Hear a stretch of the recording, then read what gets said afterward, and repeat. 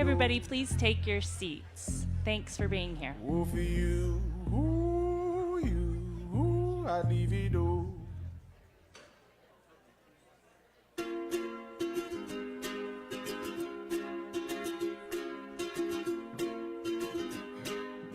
Good morning. I was scared of dentists and the dark. Everyone can take your seats. We're going to get started. I was scared of pretty girls and starting conversations. As a friends are non-morning turning green. I appreciate the fact that you all got up so early to be here. I am Lindy Eichenbaum Lent, President and CEO of Rose Community Foundation, and I really and truly want to thank you all for joining us today. We are so fortunate to have the Colorado Association of Funders, Community Resource Center, Colorado Nonprofit Association, and Denver Metro Chamber of Commerce as partners for today's forum and really and truly throughout the year. Thank you to Joanne Kelly, Maria Fabula, Rennie Fagan, Kelly Brough, and your team members who helped plan and spread the word about today's event. I also want to take a moment to recognize the team at Rose Community Foundation who put this forum together. It's been a true cross-departmental initiative within our foundation, and I appreciate all who were involved. Several of my Rose Community Foundation colleagues, trustees, and committee members are here today, so I'm going to take the liberty of asking them to stand and be recognized.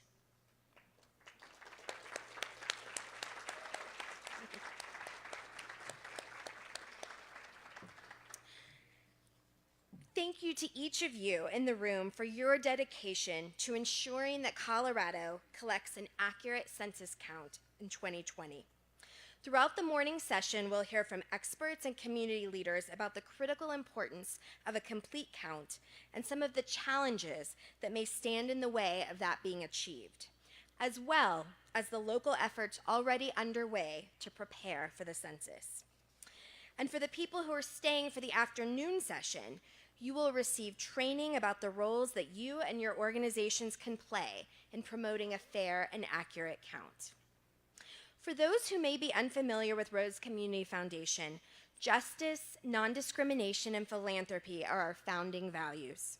The foundation was created with the proceeds from the 1995 sale of the previously nonprofit Rose Medical Center, a beloved hospital that was created by the Denver Jewish community in the face of post-World War II discrimination to ensure that Jewish doctors and doctors of all backgrounds had a place that would employ them, and that the entire community, in all of its diversity, had a hospital where they would be welcome and receive excellence in care.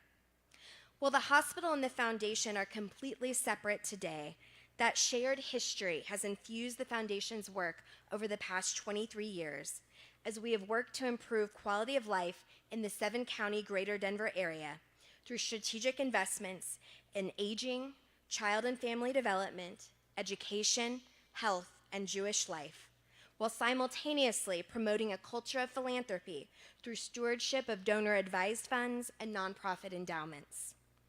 Last year, Rose Community Foundation recognized that many immigrants and refugees who had been living, working, and going to school in Colorado for years felt less safe in their own neighborhoods and worried about their families. Children and families across our program areas were being impacted by shifting federal immigration policies and the escalation of divisive and discriminatory rhetoric. Given our history, we knew we could not stand idly by. We looked to our founding values of justice and non-discrimination, to our long-standing relationships in the community, and to our strengths as a convener, facilitator, connector, and funder. To that end, Rose Community Foundation created a community action fund to support nonprofit organizations serving immigrants, refugees, and communities vulnerable to hate and discrimination. Through this fund, we've given grants to nonprofit organizations providing legal and interpretation services for immigrant and refugee children who are facing deportation, detention cases, and removal proceedings in the greater Denver area. We've funded coalitions working on immigration issues and working to counter messages of hate and discrimination, which have disturbingly been on the rise across the country.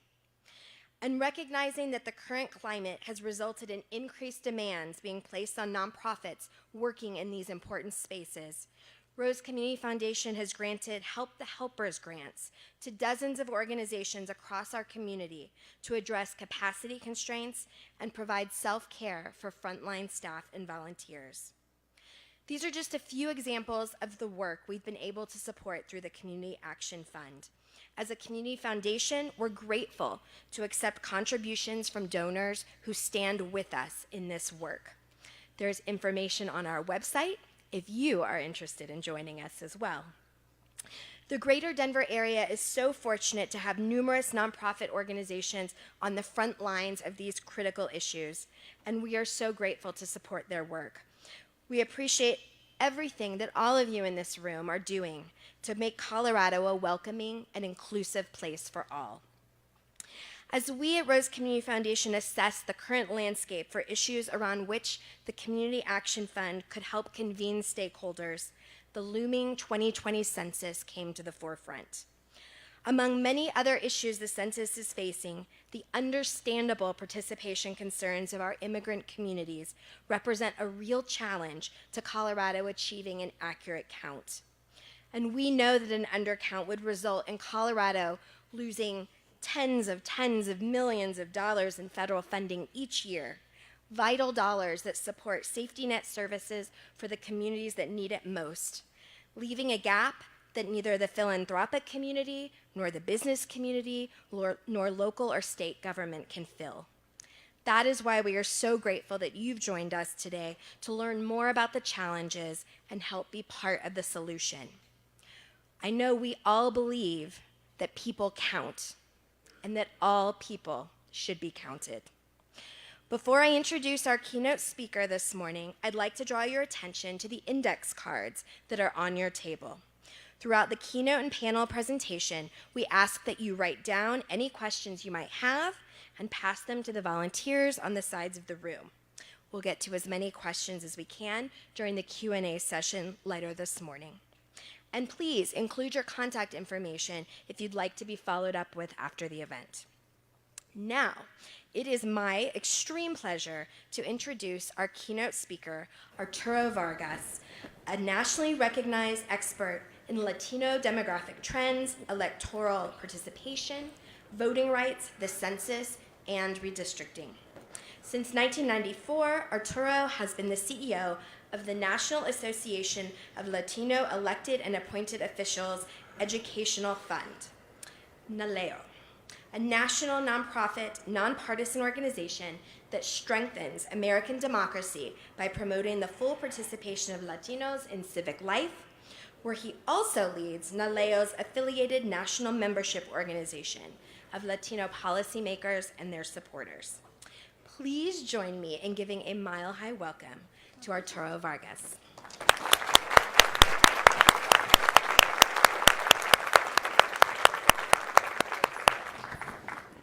Terrific. Good morning. Morning. All right. Good job. Colorado's in the house. Huh? Thank you so much for inviting me to be here. And in many ways, this is like a homecoming for me. I got started working on the census in 1988. Yep, this is my fourth census. It's done every 10 years. Do the math. I'm old. And Denver was one of my first stops back in the late 80s when I was promoting the census, trying to get a full count of Latinos. I was working at MALDEF at the time, the Mexican American Legal Defense and Educational Fund. And one of our board members was Rich Castro, of blessed memory. And he was my mentor. He became a great friend. And it's such a loss for our national community that he passed away so young. But I learned so much from him about public service. And I had the opportunity to work very closely with him to try to do what we could to get a full count of all Coloradans in the 1990 census. And then here we are in 2020. And as I've said, it's my fourth census. I've had a front row seat watching the Census Bureau plan for 2020. I'm a member, well, my organization is a member of the Census Bureau's National Advisory Committee. on racial, ethnic, and other populations. And I've been on the Bureau's advisory committee since about 2000. So I've been a partner with them for the past 3 censuses, both being, a supporter, a partner, an advisor, and a pain in the neck, trying to make sure they get it right. And we need to be pains in the neck with the Census Bureau. But they're friends. Census Bureau people, they're good people. They're nerds. They're demographers, they're researchers, they're scientists. They work at the Bureau because they believe in the mission of the organization, of that agency. And I can tell you, this census is the one I am most concerned about, given everything that has happened leading up to 2020. And we, as Americans, have a responsibility to save this census, because it is at the core of our democracy. This is the way we decided to, actually get to my PowerPoint. This is the way that we decided to govern ourselves. Let's see if this works. Let me go the other direction. Here we go, democracy at risk. I don't take for granted anymore that people know why we do a census, because we don't teach our history. And too many people don't know how this country was established and how we decided to govern ourselves. Y'all remember 13 colonies, right? Okay, I'll take that laugher as a yes. 13 colonies became 13 states. And they all had to decide how are they going to govern themselves with the federal government. And so there was a couple of compromises that were made. One was that every state would get 2 senators. So you have 2 senators here, right? Bennett and Cory Gardner. And then you would get a members of Congress, according to how many people. So how do you determine that? You have to count the people. So that was the basis of the census. It's in the Constitution, Article 1 of the Constitution. But it wasn't always that way, that everybody got counted. Because when the census was established, and this is the part that sometimes we forget our history, that the census was born in the racism of the country. Because slaves, African-American slaves, the big compromise between the North and the South, because the North didn't want the slaves to be counted. Because they say, well, they're not people, they're property. And the South said, oh, no. You got to count our slaves because that's going to help us get members of Congress. So the compromise was, okay, we'll count them as 3/5 of a person. Native Americans living on reservations, they weren't counted at all. That was corrected by the 14th Amendment. And so the 14th Amendment, and this is one of the takeaways, please, that I ask you to walk away with, what the Constitution says. Representatives, so members of Congress, shall be apportioned among the several states according to their respective numbers, counting the whole number of persons in each state. Whole number of persons. It doesn't say the whole number of whites. It doesn't say the whole number of men. It doesn't say the whole number of property owners. It doesn't say the whole number of adults. It doesn't say the whole number of voters. And it certainly doesn't say the whole number of citizens. It says the whole number of persons. This is the only thing that the federal government does in which all of us are truly equal. We can be a transgender, homeless teenager or a multimillionaire, a child that was just born, or someone who's 99 years old. Each of them counts as one, if they're counted. This is a civil rights issue. This is a core to our democracy. This is how we apportion political representation. So the numbers are used to distribute members of Congress, protection of civil rights. The reason we collect racial and ethnic data in the census is that the only way to show if policies are having a disproportionate impact on a certain racial group is that we have data to show that. In housing, in voting rights, in employment. It's core to the protection of civil rights. Billions of dollars get appropriated every single year. The federal government sends billions of dollars to the 50 states, our tax dollars coming back to us according to how many people are in our states and communities. And then policymakers and all of you make decisions looking at numbers. So know that all of our decisions have been flawed because there has never been an accurate census. And we got to do something about that. Okay, here's just a geographic representation of distribution of members of Congress. I hope I'm not in the way for everybody. This is what the United States looked like after the 1950 census. You see, New York already was holding on to 43 congressional seats. California's catching up with 30.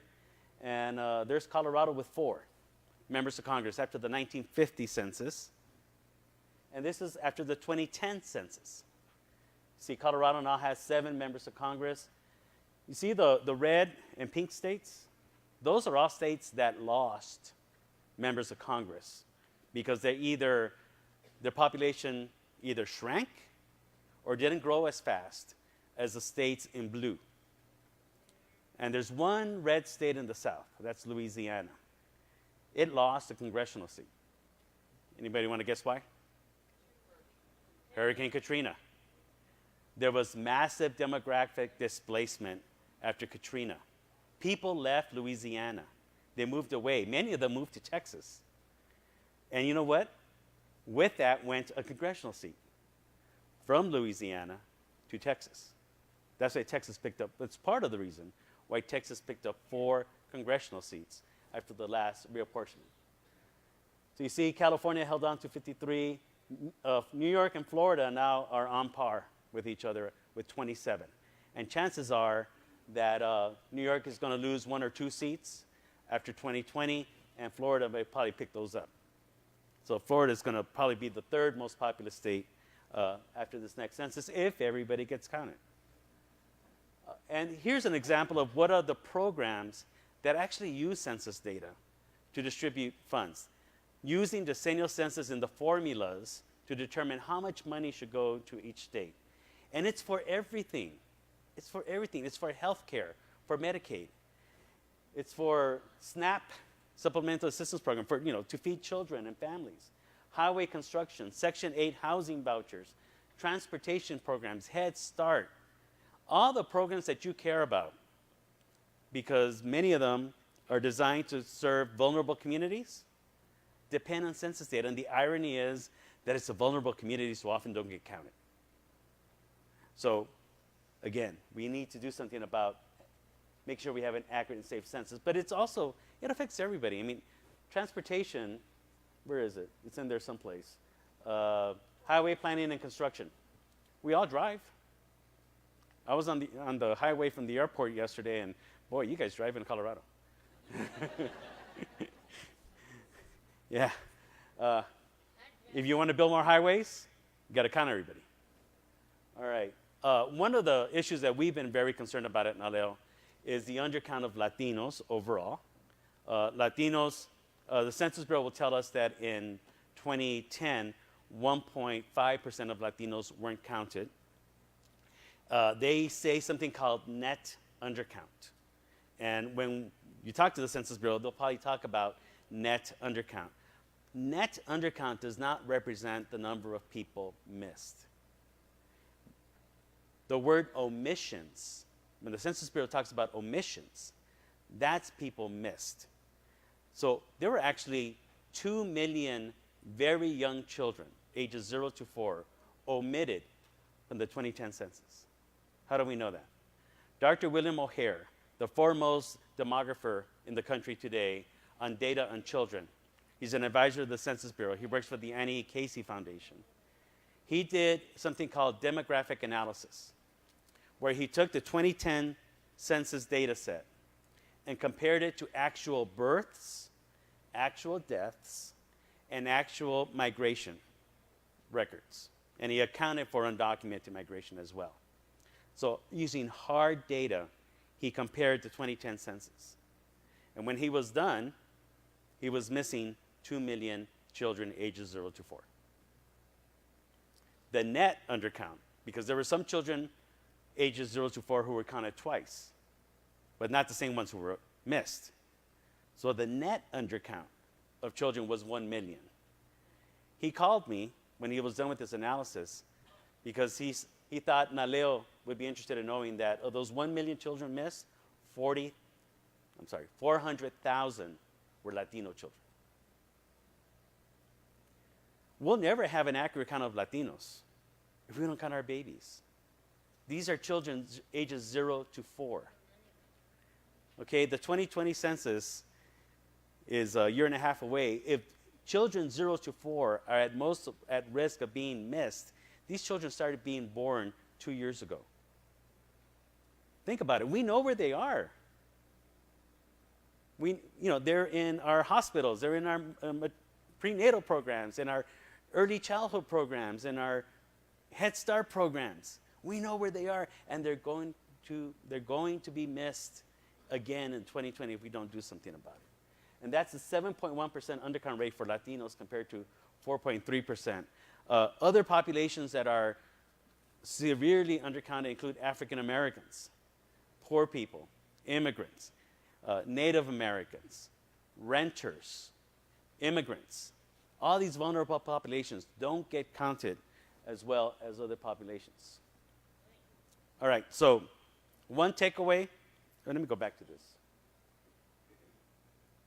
Power, right? Political representation, money. That's what the census is about. It's about power and money. And at its core, it's about who deserves it, who has it, who gets to keep it, and who gets it. So don't think that the census is just this really nerdy activity that happens every 10 years and somebody walking around with a clipboard checking off names and counting people. This is at the core of some real heavy stuff, power and money. So it's always been a controversial issue and at the core of our Constitution. Okay, so 2020 census, here we go. It's 2 years away. So for the past 10 years, and it takes that long to plan a census for the Bureau. In fact, already the Bureau has a committee that's organizing the 2030 census. And I'm part of an advisory group that is trying to set up how do we do 2030 in a very different way. I won't be around to do it, believe me. I'm going to be retired by then. But I'll advise them today. So the 2020 census, the Bureau has been trying to completely redo the census in a way that would make it more cost efficient and more streamlined. And they've been doing some great thinking about how to make that happen.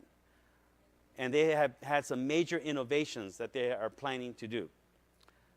Two things about that. One is there will be some innovations in the 2020 census. But number two, many of the ideas that the Bureau have been planning to do and what they were studying and doing research on, they are not going to be able to do. Because in the past year, the Department of Commerce and the White House have changed their plans, have imposed upon the Census Bureau a different agenda and a different operation. So now what the Bureau is going to do is carry out an operation in 2020 that it hasn't been planning for the past 10 years. Now, part of that is Congress's problem or fault, because Congress, for the past 4 years, has not given the Census Bureau the resources it needed to ramp up for 2020. And as a consequence, the Bureau has had to delay, modify, or cancel basic elements of its preparations for 2020.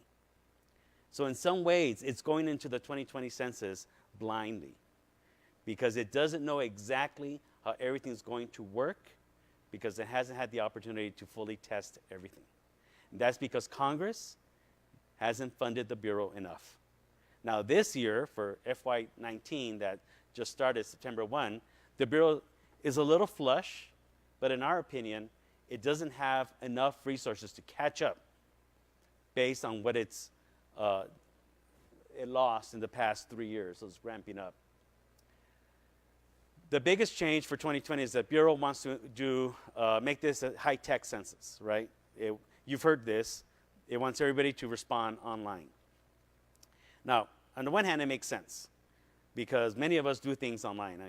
Those of you looking at your laps, I know what you're doing. You're texting. We live online, so it sort of makes sense that we have the opportunity to complete our census forms online. So there's some promise there, but there's also some pearls.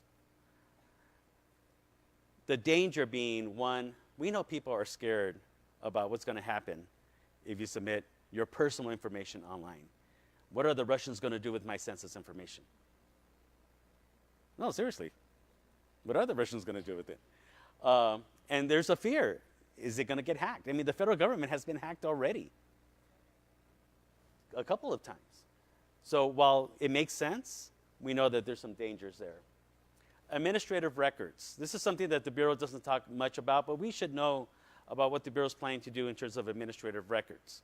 Administrative records are IRS, Medicaid, Social Security, all these other databases that exist that the federal government maintains about us. Now, some people will say, why is the Census Bureau asking me all these questions? Because they already know everything about me.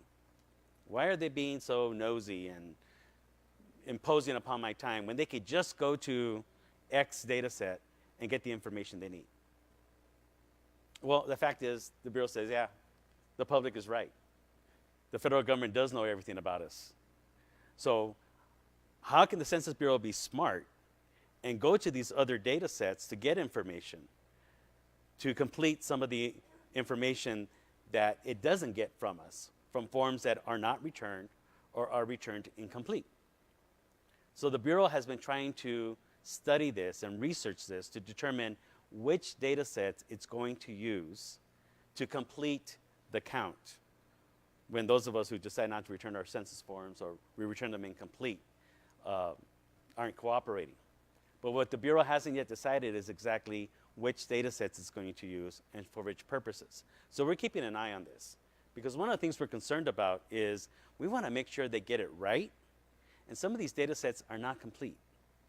You know, by definition, if you're not authorized to work in this country, you shouldn't have a Social Security number, right? So you're not on the IRS data set. And we know that some of these data sets are not complete when it comes to recent births.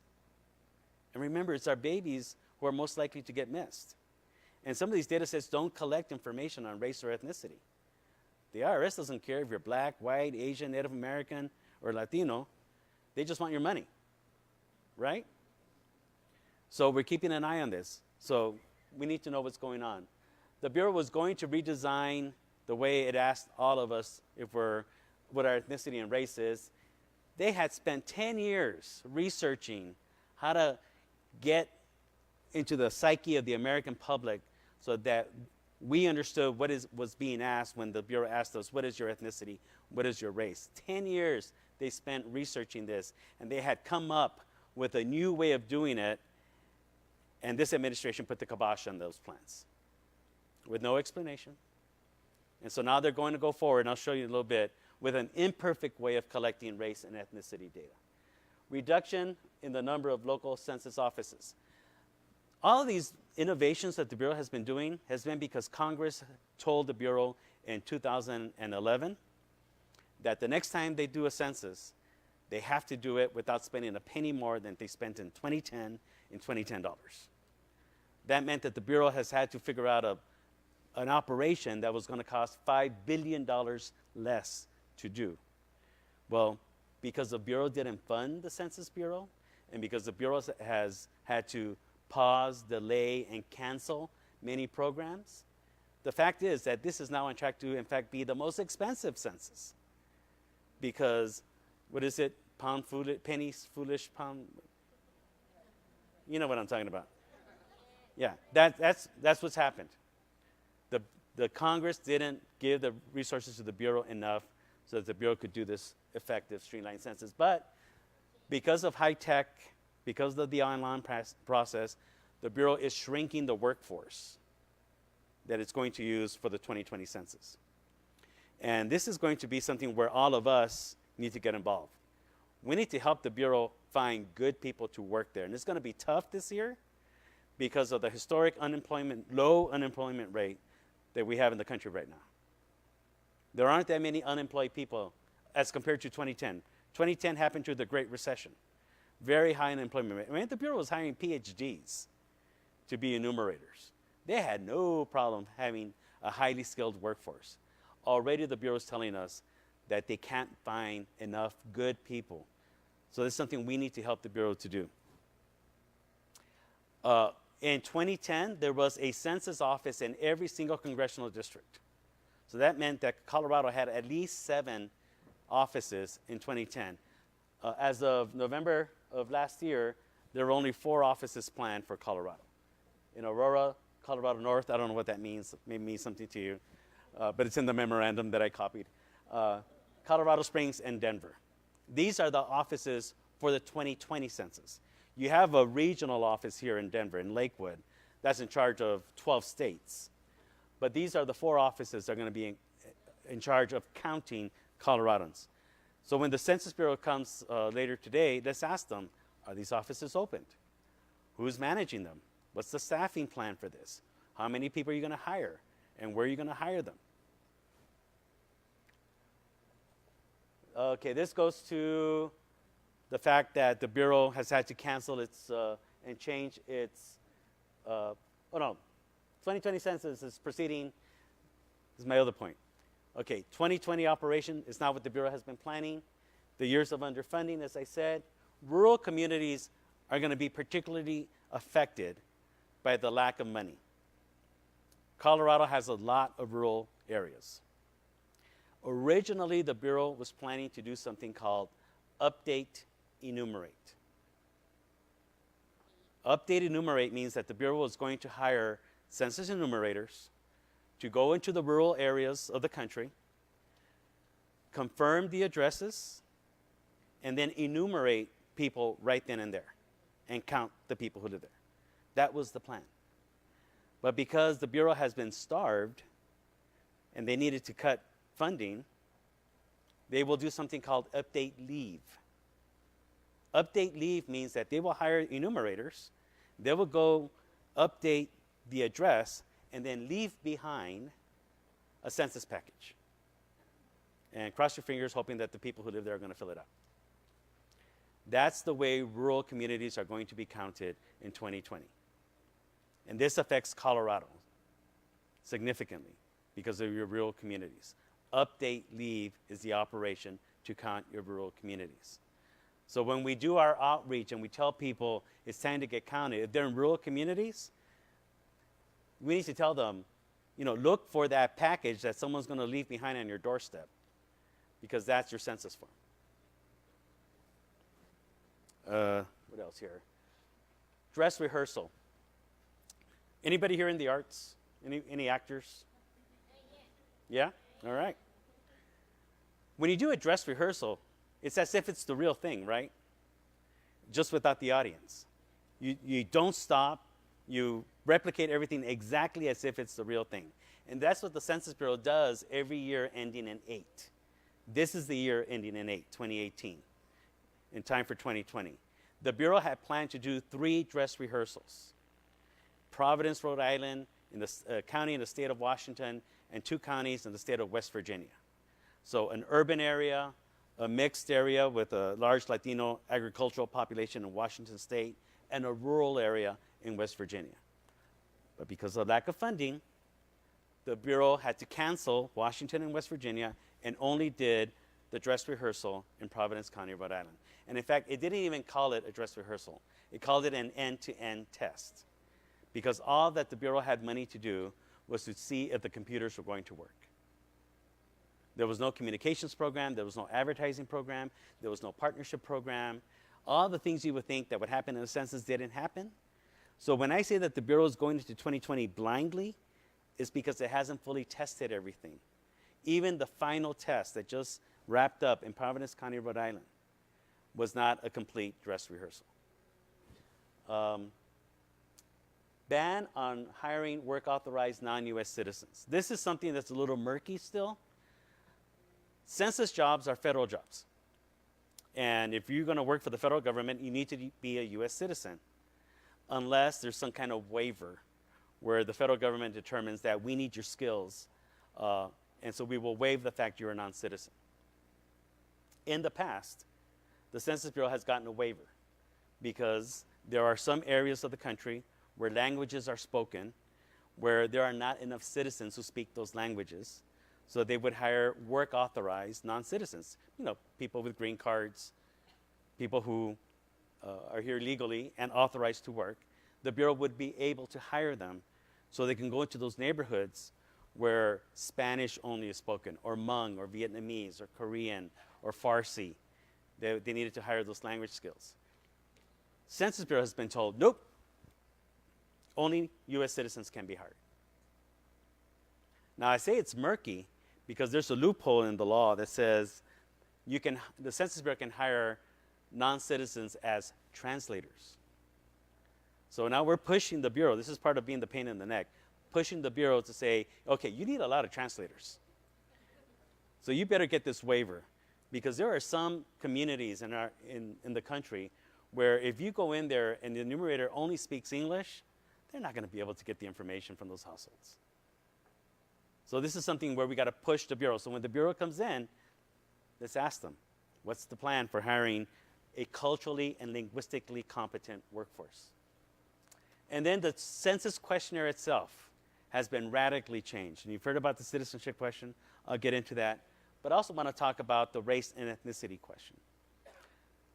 As I mentioned, the Bureau had planned to radically change how it asked all of us what our race and ethnicity was. They were going to do a combined question where in essence, it was going to ask, what is this person? And then all the options were listed: white, Latino, African American. There were 9 Asian checkoff boxes: Native Hawaiian or Native Alaskan, Native American, Native Alaskan, Native Hawaiian, other Pacific Islander. There was going to be a new category called MENA, Middle Eastern North African, and then there was the catch-all, some other race.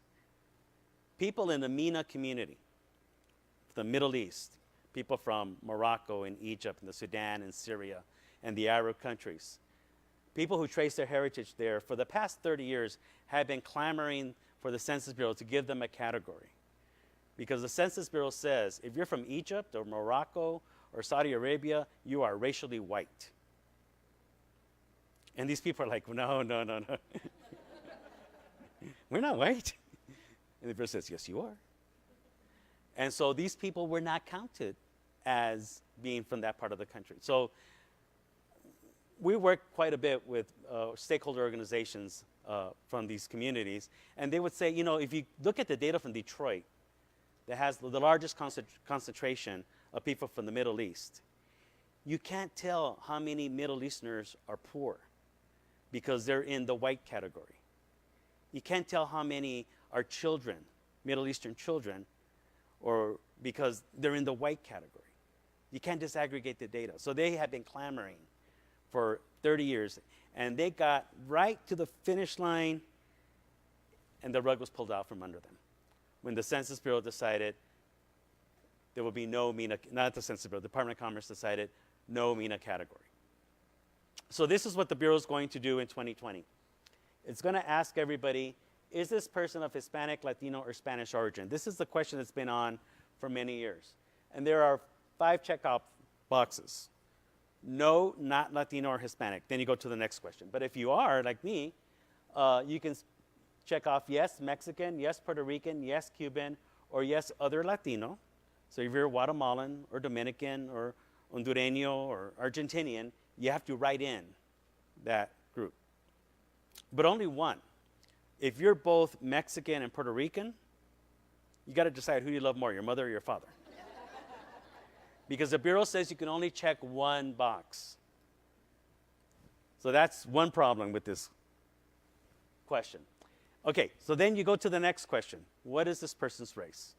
So if you check no Latino, then you just go and you can check white, black, American Indian or Alaska Native, some Asian checkoff boxes, or some other race. The problem, especially for Latinos, is that after I check off Mexican And I go to the next question, what is my race? What are you talking about? I just told you what my race is. I told you I'm Mexican. And the Bureau says, no, being Latino is your ethnicity. Now tell me what your race is.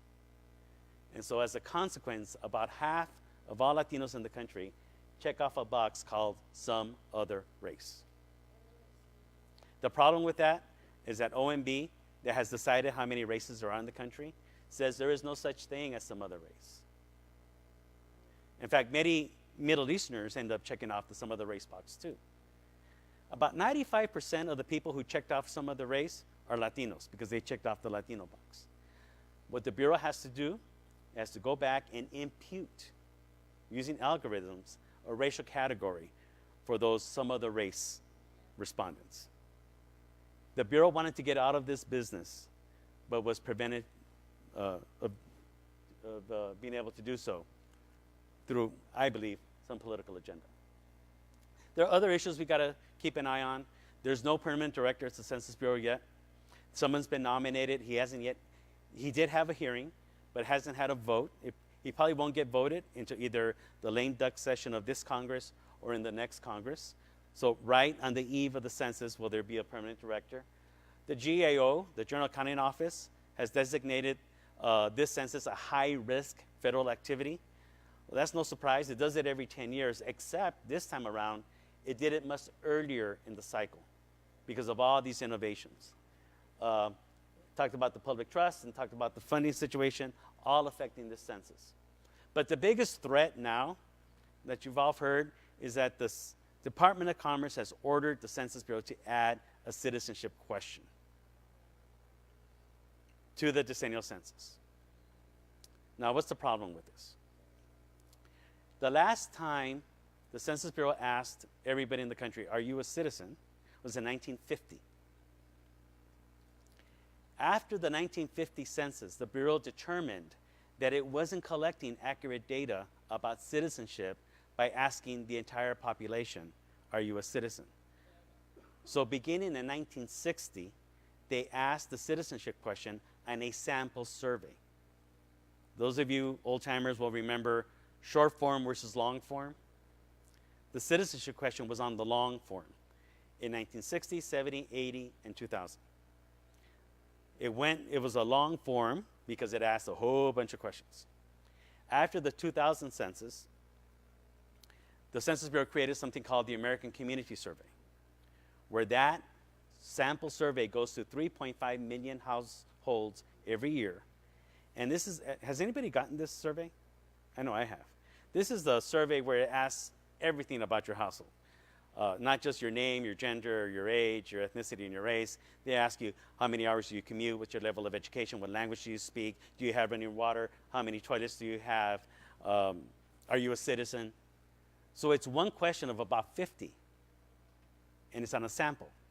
But now the Bureau wants to put, the Commerce Department is ordering the Bureau to put this on the decennial census without any testing of what the impact is going to be.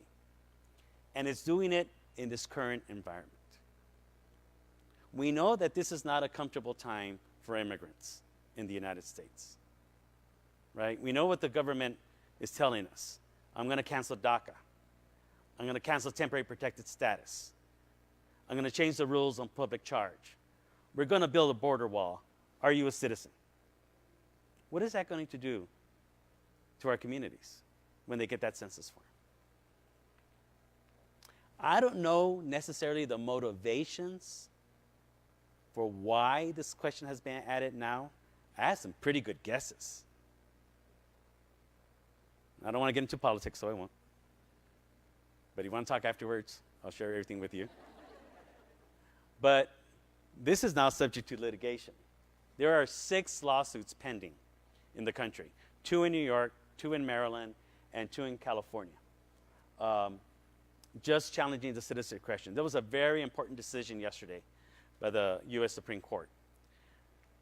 The Secretary of Commerce himself said that he made the decisions, Wilbur Ross. And he said that he was responding to a request by the Department of Justice for more complete citizenship data so that the Department of Justice could enforce the Voting Rights Act. That's what he testified before Congress, and that's what he has told the public about why he decided to add a citizenship question. Well, in litigation, it has come out that, in fact, it was his idea all along. He's the one who asked the Department of Justice, hey, can you guys ask for this question? And so they did. And they didn't want to because they were busy with the Comey affair and dealing with other issues. But he got the Department of Justice to ask the question, and then he went through this bogus 3-month process of doing research about whether or not to add the question. He spoke to 14 experts. I'm sorry, 24. Jeez. He spoke to 24 experts. I was one of them. I spoke with him on March 13th of this year, where he asked me, we had a telephone conversation about what I thought of adding a citizenship question. You can imagine what I said. He told me, I'm only doing this because the Department of Justice has asked me to consider asking this question. He lied. I know that much. I may not know motivations, but I know that he has been untruthful to the public. So now the Census Bureau, depending on what happens with the litigation, if Congress changes party control, it may try to do something different in legislation to remove this question. But we have to prepare ourselves for a census that will have the citizenship question on. And it's going to make this census very difficult to complete. An interesting thing, it just doesn't affect immigrants, by the way. MALDEF and the Asian Americans Advancing Justice lawsuit, this is one of the ones in Maryland, they're representing Native Americans in this lawsuit. And what they're challenging is that for many Native Americans who live on reservations, their citizenship is their tribe, their Indian nation. And so asking them, are you a U.S. citizen, is irrelevant to them. And so this isn't just about undocumented immigrants or people from Mexico or Honduras or caravans. This affects lots of folks, and it affects mixed households. You can have a Latino household where you have U.S. citizens who are born here, people with green cards, people with DACA status, maybe somebody who's undocumented. Will that household fill out a form where everybody has to answer the question, are you a citizen? You can imagine what our challenge is going to be. So what's our position? People are asking me, so what do we tell people? Well, first of all, don't panic, because we don't yet know if the citizenship question will be on. Let's see what happens to litigation. Let's see what Congress does. The deadline is about June 2019, when the Census Bureau literally has to go to print on the census form. That's about when the Bureau must know exactly what the questionnaire will look like. For now, we are not telling people leave it blank. We are not telling people just mark yes, because we don't know what the Bureau is going to do with forms that are returned with that question left blank. We don't yet know. We don't know if that's going to trigger an enumerator visit. We don't know if that's going to trigger the Bureau going to some administrative record, the Department of Homeland Security, or United States Citizenship and Immigration Service databases to try to find somebody's citizenship. We don't know. We don't know because the Bureau doesn't know. Ron Jarman, the acting executive director, spoke at our national conference in June, and I asked him the question point blank. What are you going to do if the question is left blank? And he said, we don't know, because we weren't planning on having this question added. So they have formed a working group at the Census Bureau to actually figure out what the protocols are going to be. So we don't yet have an answer for the community about what to do with that question. And know that not answering the census is a federal offense. Telling somebody not to answer the census is probably a federal offense. So let's be very careful as advocates and defenders of our community about the strategies we use. So stay tuned, because this is unsettled territory. And we're doing messaging at NALEO to try to figure out, how do we talk to our community about this? we did a survey of 1,600 Latinos.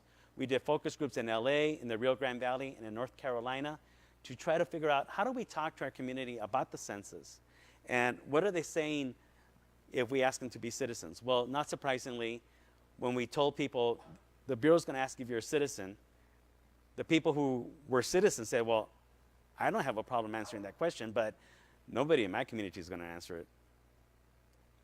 This is the kind of stuff that we got. The stuff we got to deal with. We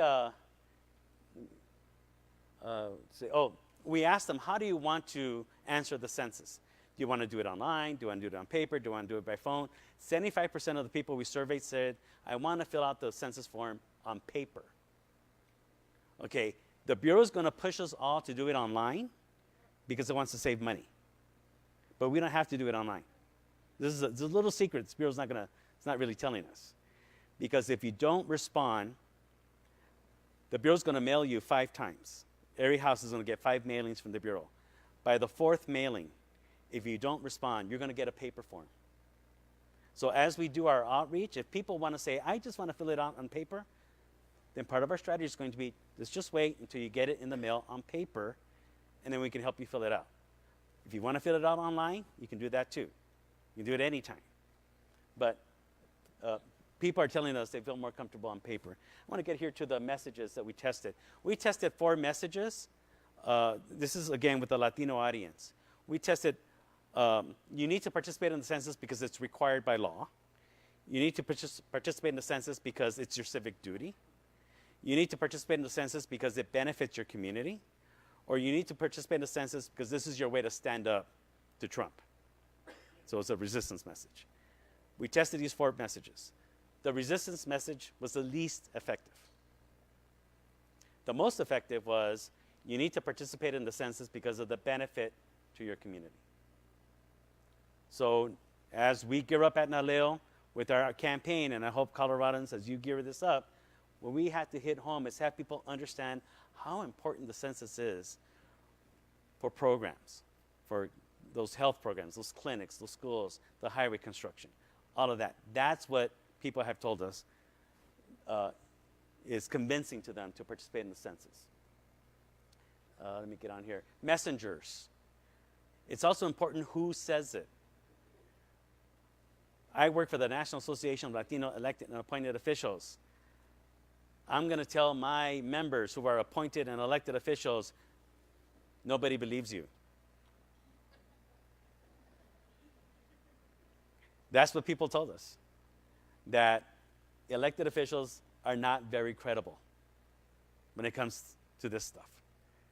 Who they would believe?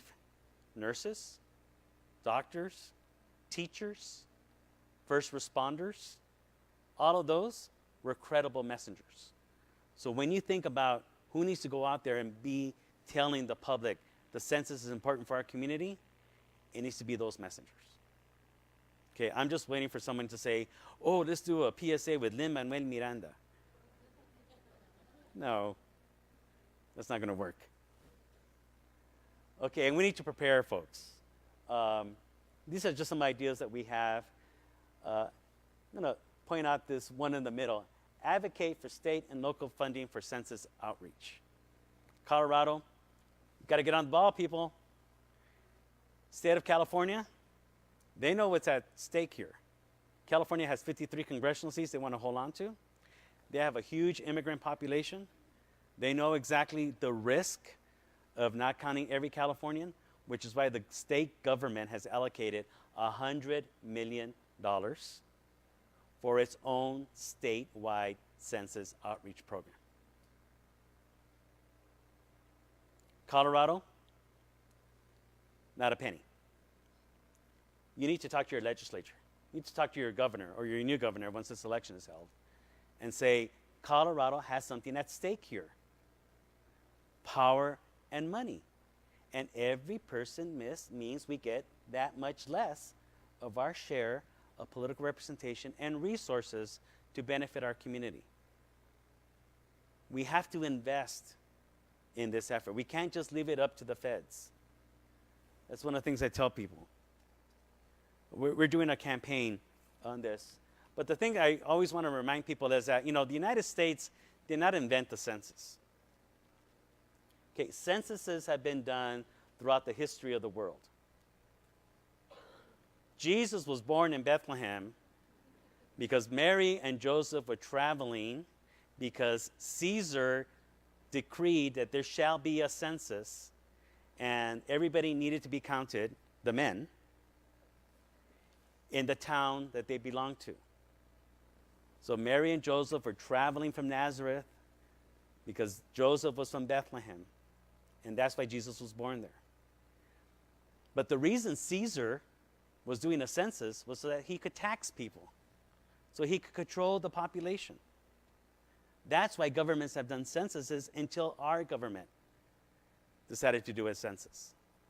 Because our census is not designed to control the people. Our census is designed to give the people power, to allocate resources. It's the people's census. That's our census. It's our constitution. And it's at risk for political motivations, for lack of foresight, for lack of planning. Our census is being taken away from us.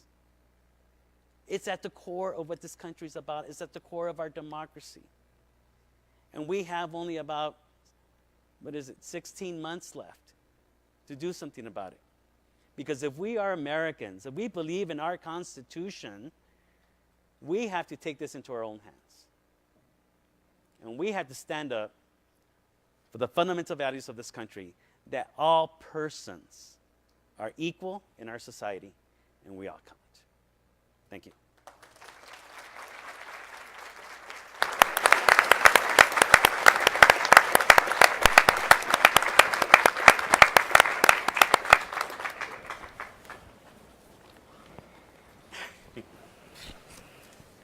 Good job, Arturo. Good job. Thank you. Is this on? Thank you, Arturo. It's apparent probably to everyone in the room why it was important to invite Mr. Vargas to Denver to give this presentation, because it was comprehensive and illustrates the compelling challenge that's facing us as a community this year. I'm the founder, a co-founder, along with Jillian Winborn, who I think is in the room. Jilly? She's probably out front working. Of Together We Count. Together We Count was formed in 2017 to expressly serve in the gap between the census and hard-to-reach communities across the state of Colorado. We realized that there was apprehension about completing government forms. We immediately connected it to the census when we learned that a family would forego school lunch benefits in order not to sign a form. We are committed to do this work with integrity and respect for those whom we are trying to reach, and with community leaders who have already emerged from hard-to-reach areas, those who are working in their communities to build engagement. We need the intellectual firepower, resources, and support of everyone in the room today in order to achieve the goal of a fair and accurate count for Colorado. Colorado has a history of working together when the times required a unified front. Now is that time. The only way we'll count is if we work together. We have a slide of my family's here, and I'm grateful that they're here because now they know I'm not the only one who thinks this is the most important thing we can do with our lives right now. That's awesome. Next slide. This is our plan, our mission statement. We really want to understand what motivates people, and we want to work with their trusted messengers, establish networks and systems to communicate with them. Again, all in the goal of achieving a fair and accurate count. And we have an advisory committee, several members of whom are in the room today, But if you think that being an advisor to this project might be something that interests you or aligns with your work, we'd be very happy to hear from you at admin@togetherwecount.org. It's also on the handouts. And now I would like to call up our moderator for the panel. We appreciate your attendance this morning and appreciate Derek Okubo for moderating a panel of your friends, neighbors, colleagues, your local Colorado panel, to really take what Mr. Vargas shared with us and relate it to our communities. Derek? Thank you.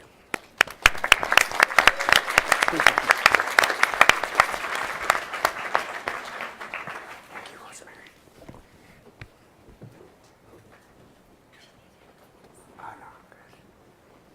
Good morning. Good morning. Thank you, Rosemary, and thank you, Arturo, for being here with us today. Arturo and I go back long ways, 25 years, even before he became executive director over there at NALEO, when you were still at MALDEF, changing the world even back then. Let me just tell you a little bit about what the City and County of Denver is doing before we head into the panel. On October 10th, earlier this month, we had our first meeting of the Complete Count Committee. We had over 50 people who were in attendance. We have 3 chairs, Pastor Del Phillips. We have Dr. Janine Davidson from Metro State University, and Councilwoman Debbie Ortega is our other co-chair. We had over 50 people who were there in attendance at that first meeting, and they're going to be meeting regularly throughout the rest of the time period, all the way up to the census in April of 2020, and then also through the follow-up months. We have currently 10 subcommittees. Now, those subcommittees might grow, they might shrink, they might stay the same, but they're very specific subcommittees that are going to be focused on very important work. We will be hiring a census coordinator, and hopefully we'll be putting out an offer next week. We have been interviewing this past week, and hopefully we'll have that person in place by the end of the month. So that is what the City and County of Denver is doing as far as kicking off our census efforts here locally. At your tables, again, you have those green index cards that hopefully while Arturo was talking, you would have, if you had questions, go ahead and mark down those questions, because about halfway through the panel, in about another 45 minutes or so, I'll be using those cards to ask the panelists and Arturo the questions that you have on those cards. So in addition, there's these large red and green cards. Could you please pass out so that every person right now has a red and green card, because we're going to do a large group exercise here. Each person has a red and green card. Okay.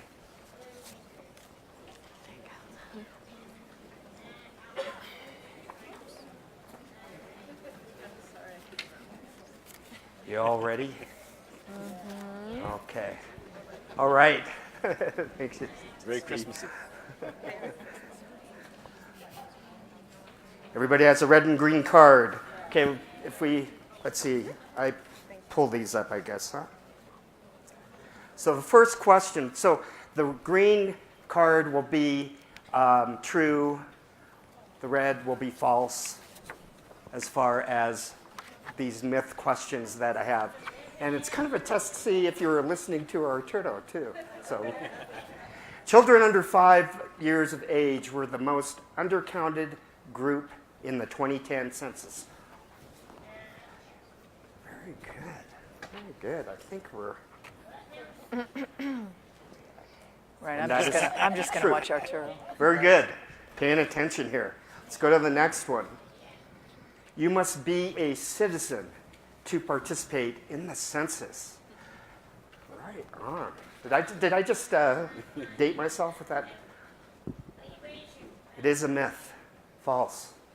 Okay. Let's go to the next one.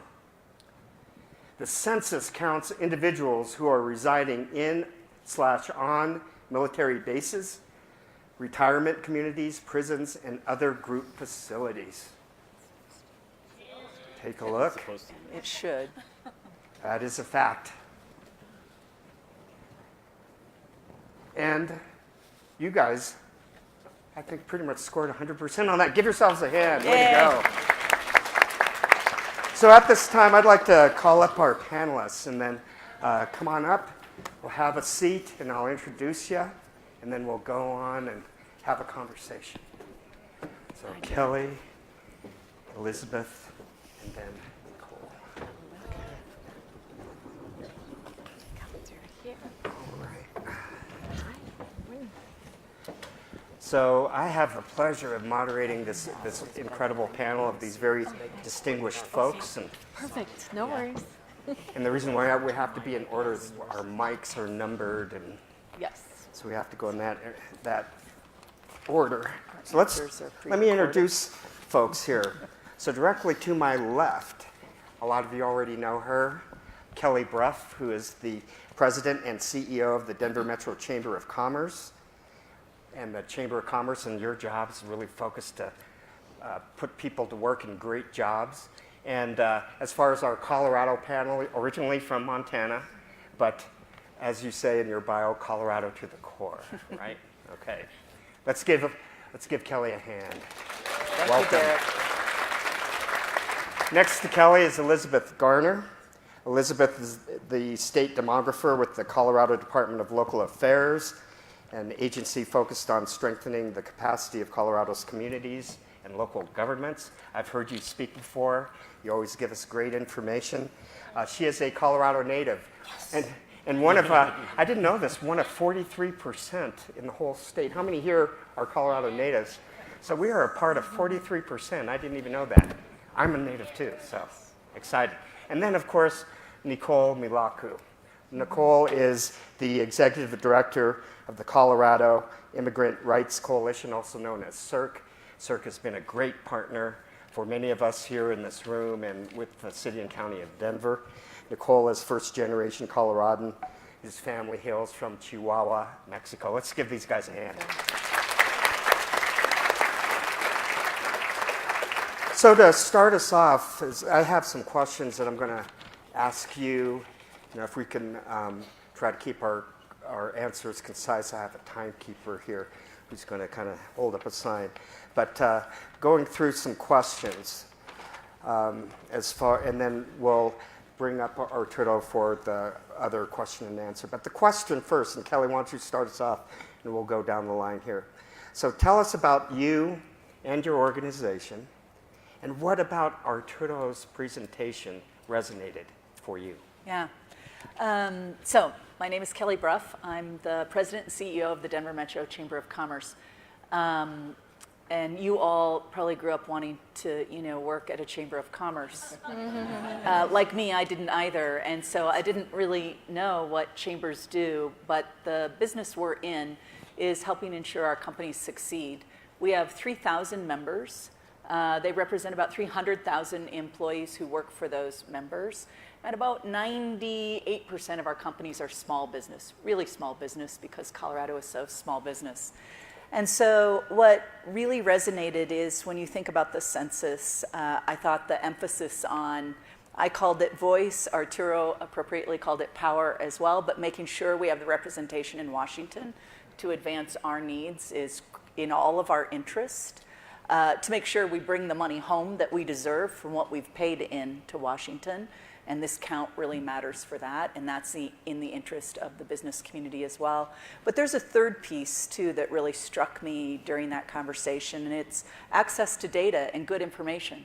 So when we're setting policy or working with our nonprofit community, or even our companies, that we have good data about who's in Colorado, how do we serve our customers, our community, and build good policy. And I felt like all three of those were very compelling. Very good, thank you. Elizabeth, what did you think? So again, I'm Elizabeth Garner. I'm with the State Demography Office, the State Demographer for Colorado. We're in the Department of Local Affairs. And, you know, I think, you know, I'm one of the nerds he was talking about. So data is actually probably the #1 interest for us in our office, you know, as well as the power and money is what we call like the selling pieces.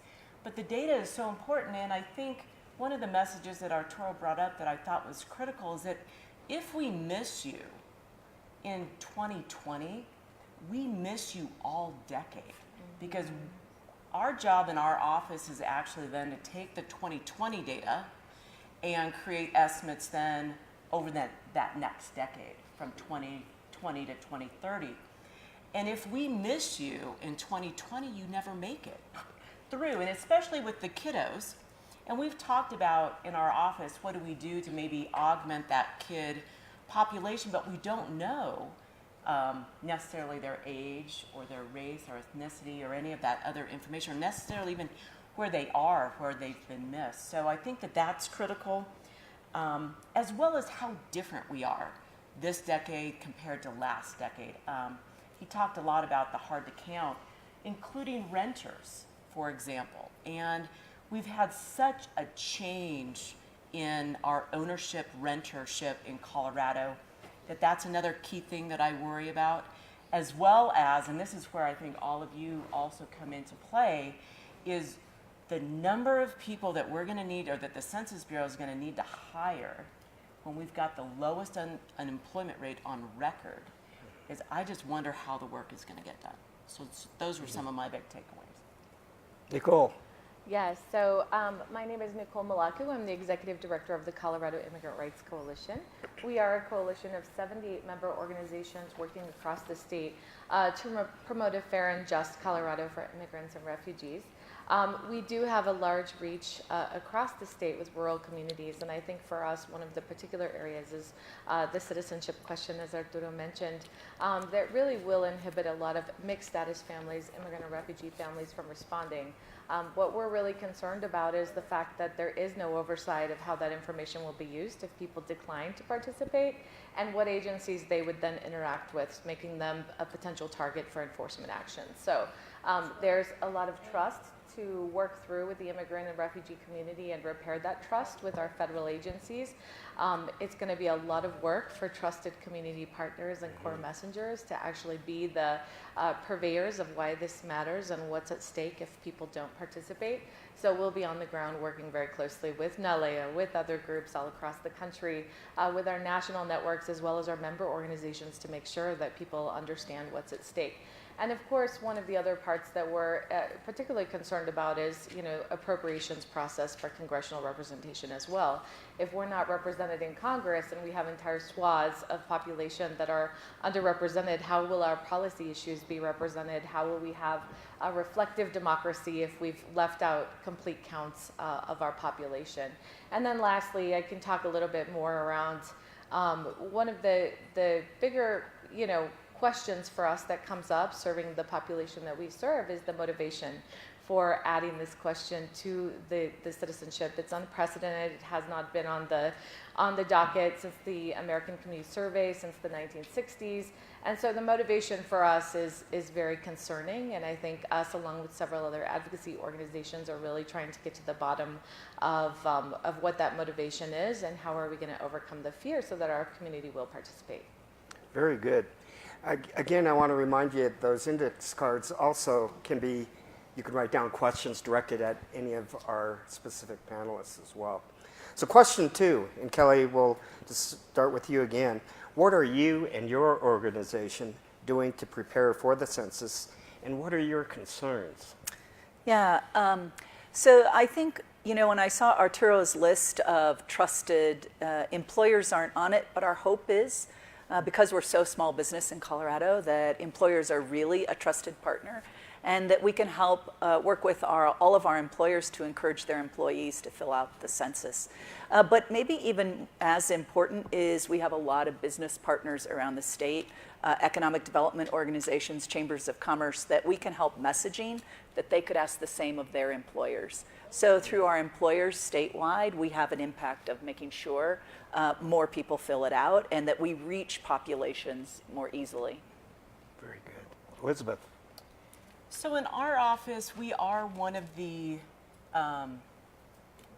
liaisons with the Census Bureau. And so what we've been doing over the last 2 years is actually starting on that preparation process. It is really also the very nerd.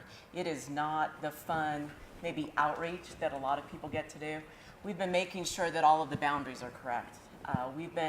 We just finished participating in it's called LUCA, Local Update of Census Addresses, because it's still really important to know where all of those housing units are, because ultimately that's where people are counted, or at the housing unit. So our goal is if we make sure that every housing unit is in the master address file for the Census Bureau, that we've got a better chance than not of getting people located.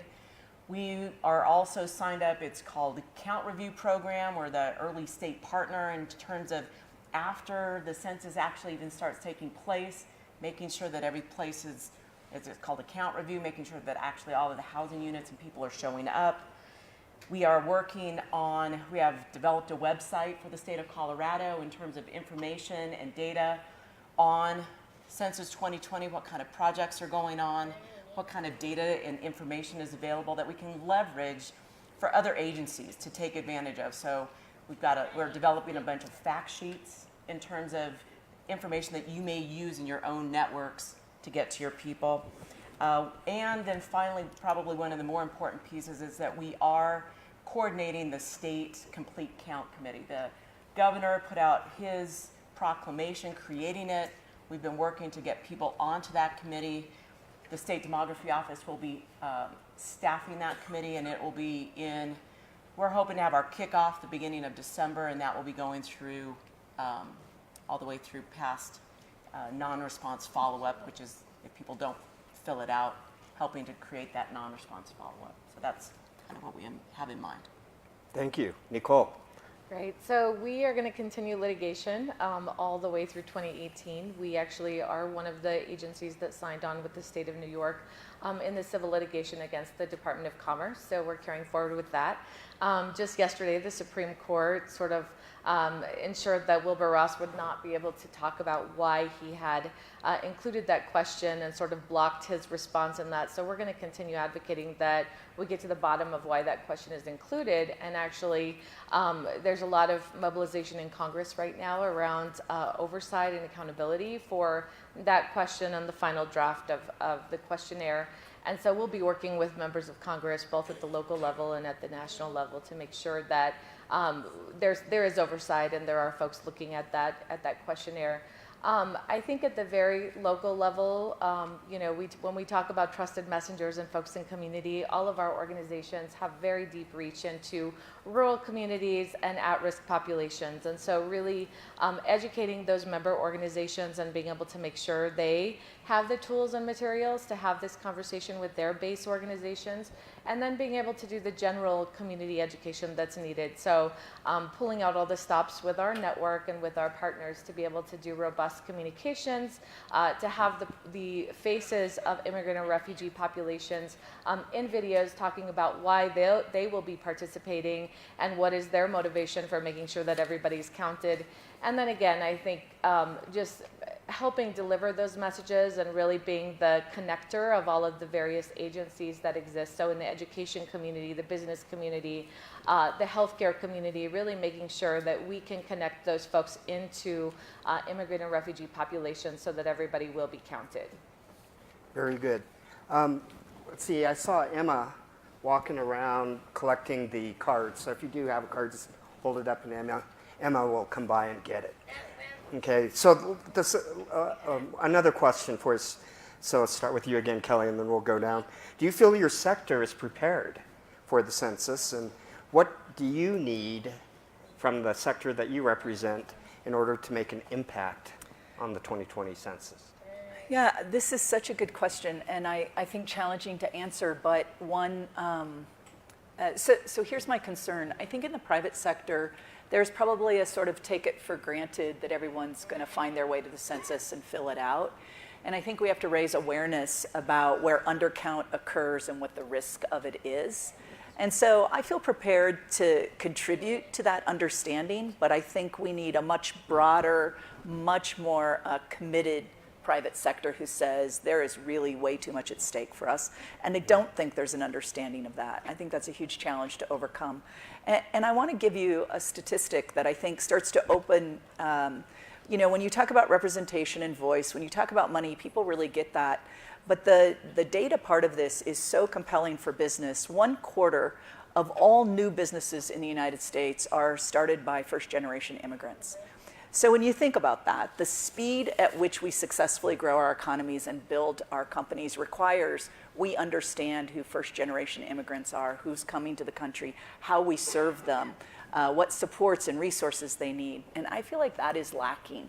And so that is a place where I think we're going to have to work harder, and we're going to need much more media support than probably what I alone or organizations like mine can do. Very good. Elizabeth, your thoughts?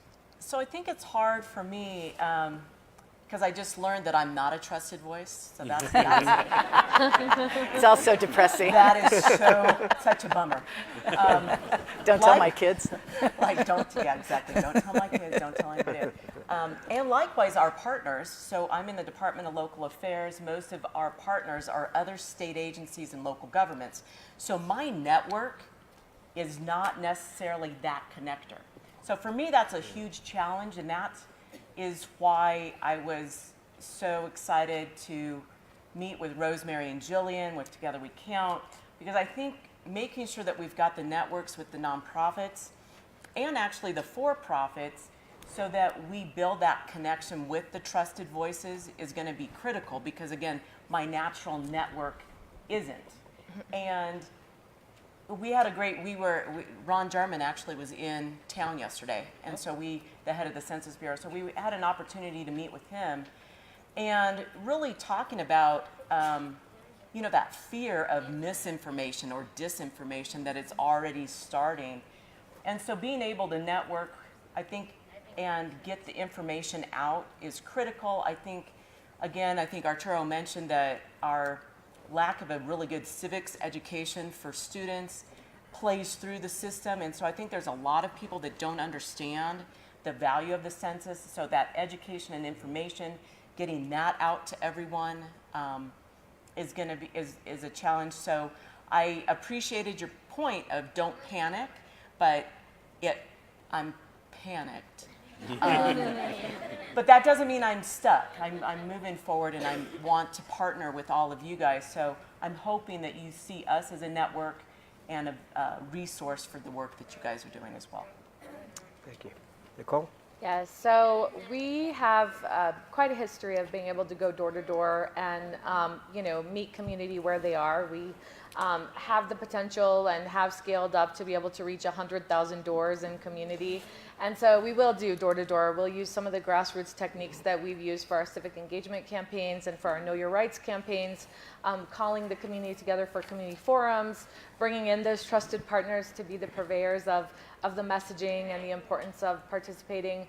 I think the other thing that we have as an asset to bring to the table is the use of community navigators. There are people right now who have done incredible work in using a promotora and navigator model in our community. And so having folks really integrate that into campaigns they're already working on and start dropping that information and developing proper information and getting that out to community is going to be incredibly important. These are the folks that people interface with for basic concerns like where to access a food bank, where to look for translation in their day-to-day interactions with their child's school district. So these folks are really going to be the front line of getting the information out there, and we have deep reach into those community resources. And then I would say, communications is going to be so important. So we'll need to look for additional support to really help craft the messages and work with our national partners to create messages that really work here on the ground, with the messaging around mixed status families, right? So, even though you may be afraid to participate, we need to make sure we ensure our community that their citizen children and are entitled to public assets and public benefit safety nets such as TANF and Pell Grants and all of those things. So we really need to make sure that we've really invested in communications across the network. And then lastly, I think, advocating that our community participates. So we are groups that are well-versed in really flipping the script from fear into a position of advocacy. And I think that we count and that we demand we count is going to be a core campaign message for us, and that it is an act of resistance to make yourself, to push yourself to be able to respond to this and face that fear once the advocates have done their work to make sure that it is in fact safe for them to do that. But it is an act of resistance and an act of defiance to make sure that every person in our community is counted and represented at the congressional level. So I think the grassroots mobilizing, the communications, and then connecting the dots to all the agencies that serve our parts of the community will be important for us. Very good. I have a question for the audience, just to see who is here. How many of you would you say represent or are coming from the government sector? Okay. Government? What about nonprofit? Wow, a lot. Okay, and what about business? Okay. I got 5 buddies. Yeah.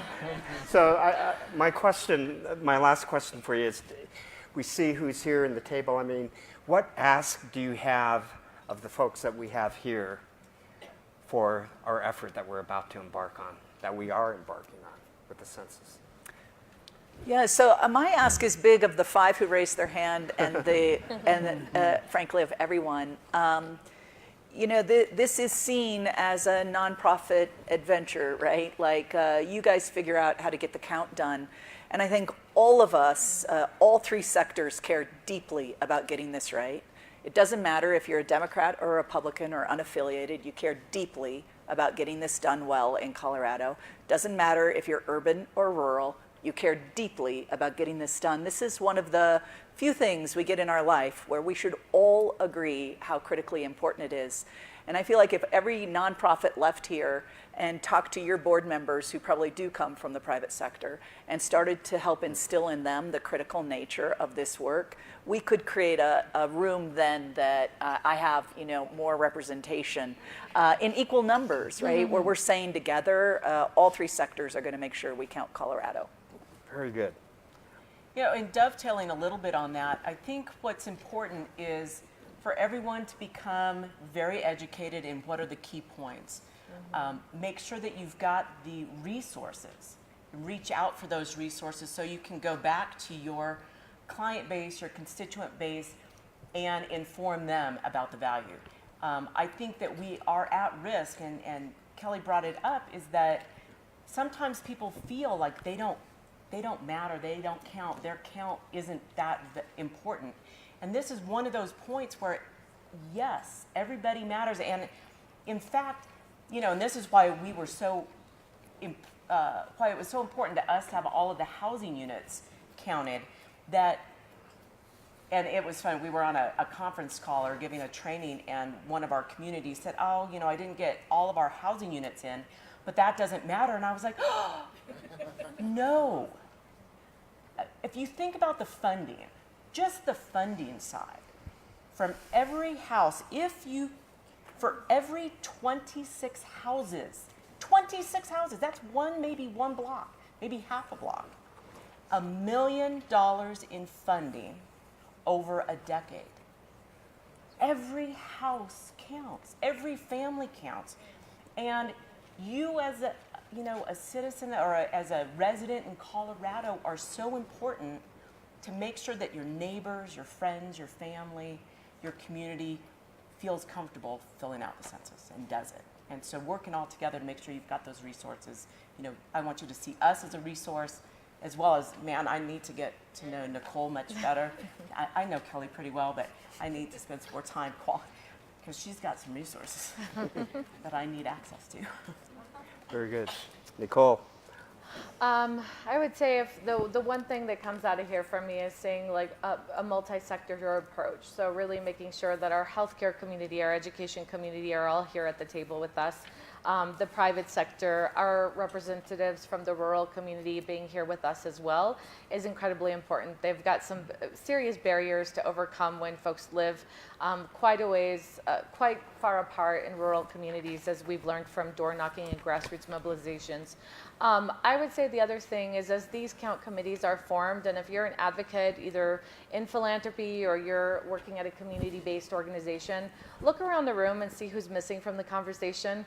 I think that, certainly there is the opportunity to have, given the demographics of our state that can be heavily Latino, there's a voice for API communities. There's a voice here for African refugees. There's a voice for African American representation in those rooms. And so when you are establishing these committees and, putting your kitchen cabinet together, let's look around and make sure that there is equity in the way that we lift up voice and elevate voice for different parts of our community. And so that's my call to action for all of us is to make sure that everybody who needs to be involved in this process and in the outreach to their community is present and able to contribute to the discussion.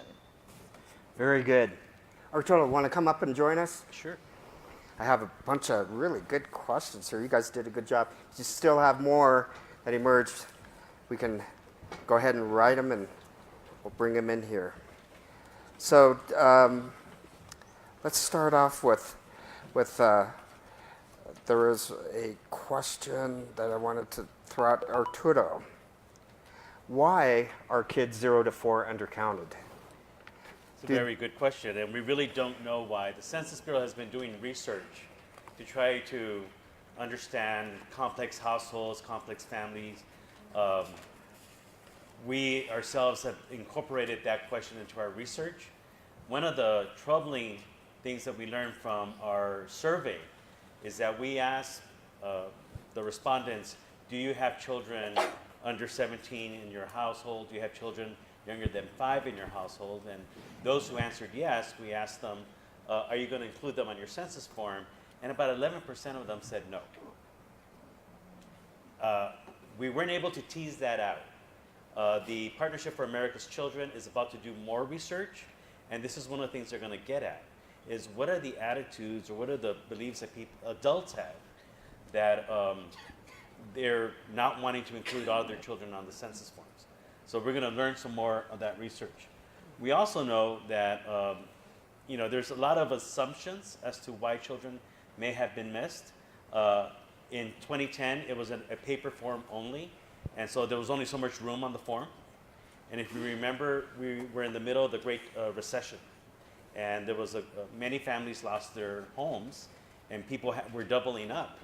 So it may have been something as simple as they ran out of room on the form, and so they started with the adults and they left off the children. I mean, it may have been that. We had a convening with child advocates, and people were in LA County, and some of those who work with foster children were saying, well, chances are foster children were missed because the foster parent probably thought, well, the child should be counted at the home of the biological parent, and the biological parent saying, well, my child is in a foster home, so they're going to be counted over there, and nobody counts the child. So it could be a whole number of reasons, but we really need to get at this more.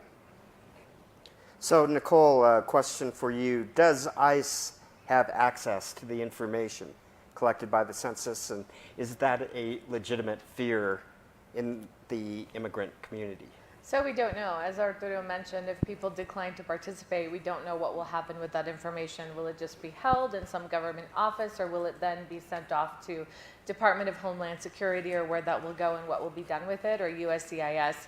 We know that given what's occurring right now, we know that folks are finding ways to cause harm to immigrant families by looking through USCIS records, by looking at naturalization records, by looking at, more closely examining green card applications. And so right now, I mean, our hope is that we can define what will happen with with information that indicates folks are not citizens, knowing where that will go, who will be allowed to look at that, review that.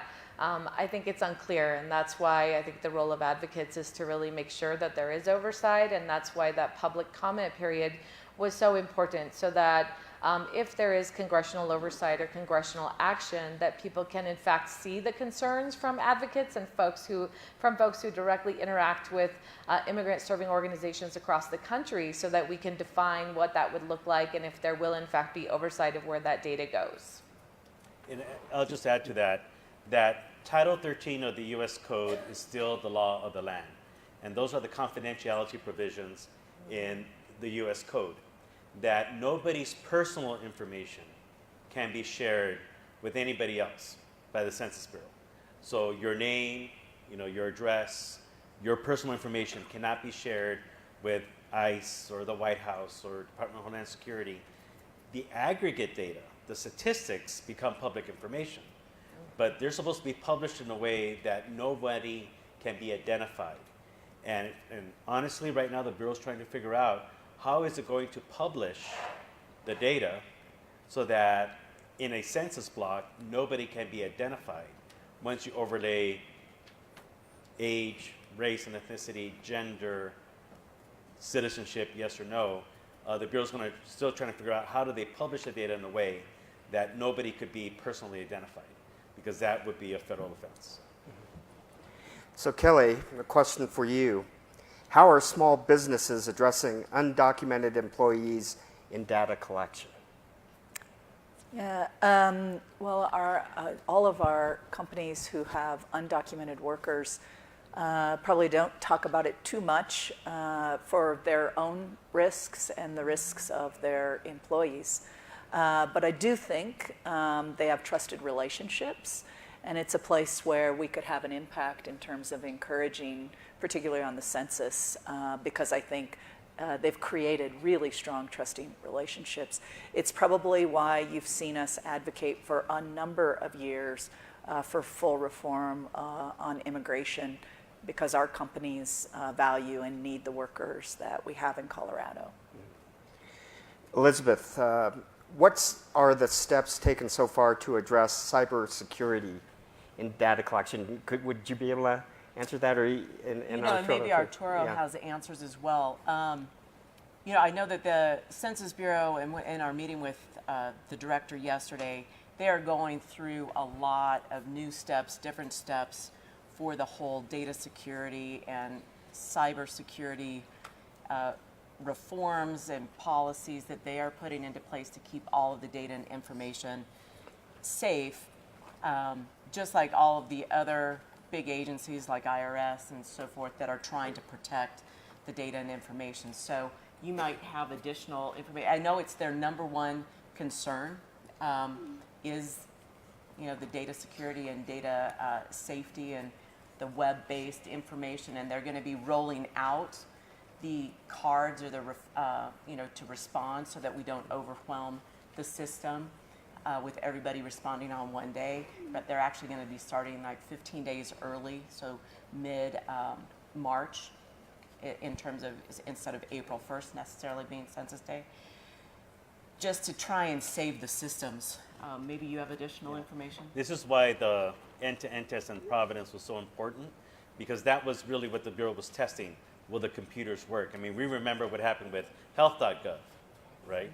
Okay, now we got census.gov. And hopefully the Bureau is getting the resources from Congress in order to have the firewalls, the protections, and the capacity so that it works. And remember, you don't have to respond online. There will still be a paper form that'll be available. Nicole, this one's for you. What needs to be in place in order to ensure trust in Latino communities with this process? I would say there's a lot of work that needs to happen with language access, right? So does the governor's office, does the Complete Count Committee have information available in a language that's accessible to people and in a format that's accessible to people. So, the messengers are incredibly important here. There are trusted people who do the Spanish newscast every day. They're the people who they see when it's time to do a major citizenship workshop or a drive. There are Latino elected officials who they trust quite a bit because they've seen them on the front lines of some incredibly important work over the years. So those things need to happen. I would say the other part is, like, if you don't have a relationship with high-risk populations, immigrant and refugees, find the organizations that do. Find your local leaders. There are people who are paid or unpaid within what we call our movement and our work in Colorado that are trusted folks that, regardless of whether they're paid on staff or not, they are there to help community. And there's many informal navigators in community that can be, their energy and their desire to help community can be harnessed. And so if you don't know who they are, find them, ask questions, start asking your program participants who they go to for questions or community counseling and those kind of things. And so there's informal networks everywhere that we just need to be able to take advantage of. Anything to add? Our other part? Okay. Let's see. Arturo, can you clarify the difference between update, enumerate versus update, leave? Right, so these are the operations that the Bureau is going to do to count remote areas and rural areas. Update, enumerate, enumerators go out, update the address, and enumerate the people then and there. And they will do that in remote parts of Alaska and forget some other areas. Indian reservations, I believe, will be update, enumerate. Update, leave is enumerators go out, update the address, and then leave behind a census package, which a letter saying, go online, fill out your census form. There'll be a paper form saying, or fill it out here and return it by mail. So no actual enumeration on the spot. It's leaving behind the information. So that's how rural Colorado is going to be counted. And I'll just add a little bit on that piece. So the housing units that will be part of that update leave are housing units that don't have what we call a city-style address. So if they don't show up in the regular address records, that's when they'll end up in the update, enumerate, or update leave group of housing. So it's not all rural. It's a segment of that rural that does not have a traditional city-style address. Okay. So there's a follow-up question, I believe, to this. Any suggestions or strategies to gather that rural data despite these changes? Are there any other strategies or suggestions that you would have as far as to ensure that rural data is collected? So one of the things that we're doing is that we're starting to work now with the local governments and like local library networks. So again, you may not be excited about filling out the form online, but you're going to be able to do it on a handheld. You can do it from a lot of different pieces. So let's pretend you are a housing unit that didn't get a form. You can actually still go online and fill it out, even if you don't have a card. And so working with that communication piece to talk about how do you get counted, what are some different strategies for doing that, and addressing the rural parts of the state almost similarly that you address the urban parts of the state. Everybody counts. It's really important to fill it out. And trying to find out now what are some of those constraints. What do they see as problems in filling it out so that we start to try and address those now. Derek, I just Yeah. want to add to it. Yeah. I think about, like my own children, in the olden days, we had these things called VCRs, and my kids were the only ones who could make the light stop blinking, and today my kids are the ones who tell me how to use my smartphone. And it really strikes me our school districts are a really powerful place where kids can come home and help families figure out how to fill it out. And I think a really concerted effort around our school districts could really help us in rural Colorado. That's a good idea. Nicole? And I would just add, I think rural communities are very tight-knit from our experience organizing in those communities.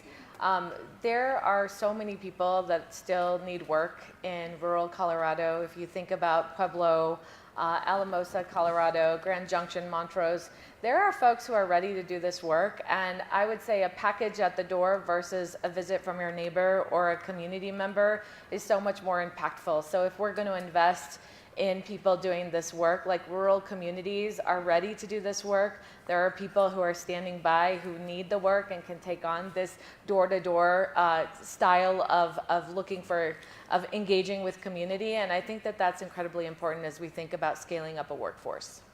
Very good. Arturo, what happens if someone lies on the citizenship question?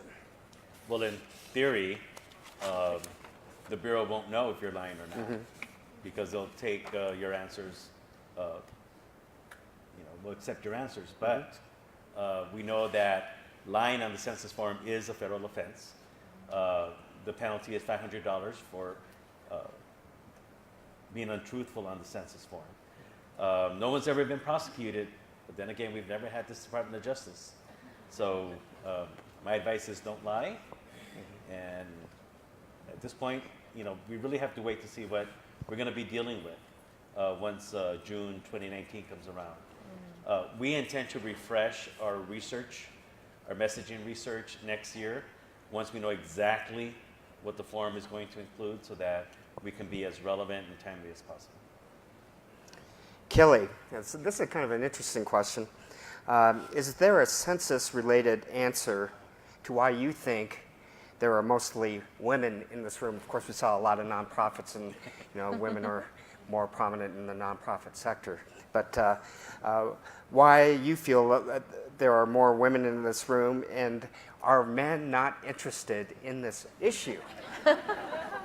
And she says, or he or she says, really? I'm not kidding. What does this mean? Yeah. Well, I'd like to speak on behalf of men everywhere and say I have no idea. I have no idea. Any other theories? So if you look at employment by industry, you can see typically nonprofit service organizations tend to have more females than males, and I think that that's probably what's represented. The other thing that was really interesting yesterday, so we met with the Lieutenant Governor's office and the director of the Census Bureau. He was the only male at the table.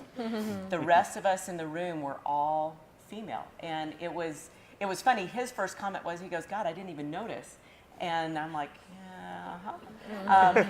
Right. Either do I. But it was interesting. I don't know if it's the interest level. I doubt it. I think that that's probably gender neutral in terms of interest in the census. But you need to reach out to everybody, and it's great that women are there. Interesting fact: there are populations that are overcounted, and one of those populations is white women. White women? White women. Wow. Interesting. Are overcounted in the census. So a question for this panel. Does an enumerator have to take a test in order to be an enumerator? That's an excellent question for the Census Bureau when they come this afternoon. I do know this. Applying for a census job is only to be done online. So you can't go to a Census Bureau office and say, give me an application. I want to be an enumerator. You have to go to census.gov/jobs or something like that. I think I had it up there. And the screening is also done online. And this is one of the advances that the Bureau is planning to implement in order to streamline and make the census less costly by having this all done through technology. And we know that that may present some barriers to some people who may want to work as enumerators, and they may be intimidated about filling out a job application online. Okay, what about this question? Could anyone here volunteer for a census organization or for a complete count committee? Anyone in the audience? Well, I'll just say that if you're interested in the complete count committee for Denver, give me your information and I will take it and pass it on to our committee members. But I wasn't sure how the question was directed. I was like, are you asking us? Or are you Yeah, asking just them? asking you, anyone who wants to answer. And similar for the State Complete Count Committee. We got the application is on our website if you're interested. If you just look up Colorado Demography or Colorado Census 2020, there's a link on our website, or come and chat with me if you're interested in the State Complete Count Committee. But again, I think Denver's got one. I mean, all of the large municipalities and counties are looking at this, so there's a lot of opportunities for engaging. I'm going to guess Rosemary would take anybody who's interested. Yes. I don't know. I'm just going to volunteer. Yeah. And I would say in the messaging, if you have folks who are going to be your trusted messengers, like connect the dots to agencies that are able to really leverage their networks and their social media reach to really help lift up campaigns that come out of the work, out of this room and other rooms that will be put together. So, I would say reach out to some of the core folks here to be able to make sure you put the people in your agency at the front of voice and elevating the need for people to participate. So Elizabeth, this question, I know there has been controversy about how the LGBTQ population is being counted. What are the latest views on this topic? So I'm going to actually look to Arturo a little bit on the questions. I believe when you fill out, the LGBTQ is maybe a broader question. So on the questionnaire, it asks your gender. So I think you can still pick your gender of choice, not necessarily what you were born with if you've gone through a transition or whoever you identify with. There is a question on family relationships, and I believe that they're allowing One of the questions is, how does this person relate to the person filling out the form? And that's called the relationship question. And you can answer same-sex married partner or unmarried partner, and by knowing the genders, we'll know if it's a same-sex household or an opposite-sex household. However, let's say you're a gay man living by himself. There's no way to identify yourself as gay or straight. There is the acronym SOGI, the Bureau is great on acronyms, sexual orientation and gender identity. There is no question on that. identifier for on the census form. Only for those same-sex couples will we get some sense of what that population size is. So another question about one of our hard-to-count communities is how can the homeless population participate if they do not have an address? So I'll start, and maybe you can. There is a whole outreach program for homeless and, what is it called, something living arrangements. Remember that? Not the group quarters. Make sure you pay attention to the afternoon session. There's a transitional location. So like, let's say you live in a parking lot, and like you go from parking lot to parking lot. So there will be a whole mission program to hit the homeless population, those living in transitory locations, or likewise if you're living in a hotel that's your normal place of stay. So the Census Bureau actually has a lot of research and work in this area, and it's one of their biggest missions during the entire process is this component. And maybe you have a... Yeah, there will be, and I don't remember the exact date, but there will be a day in late March where there'll be a homeless count, and that's when enumerators will go out and try to find people in transitional living situations, or under freeway underpasses, in parks or wherever, homeless encampments where homeless may be, and to count them that night.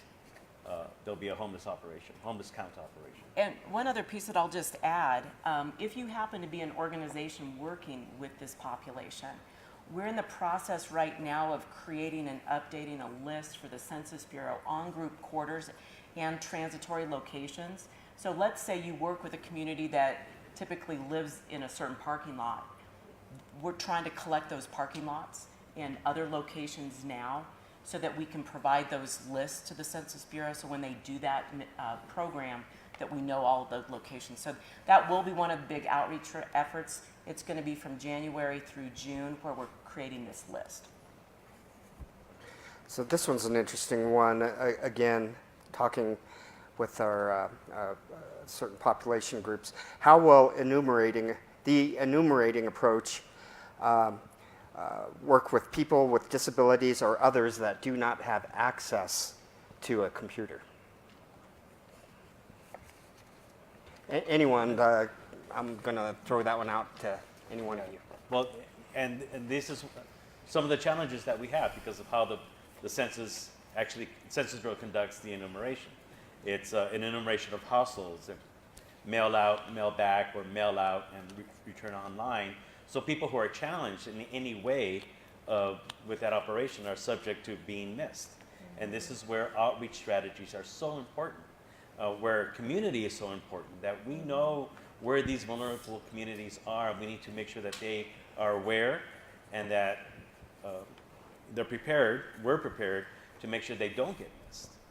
So people with disabilities and people who are homeless, people who are not literate, for example, not just computer literate, but people who may not be able to read or write at all.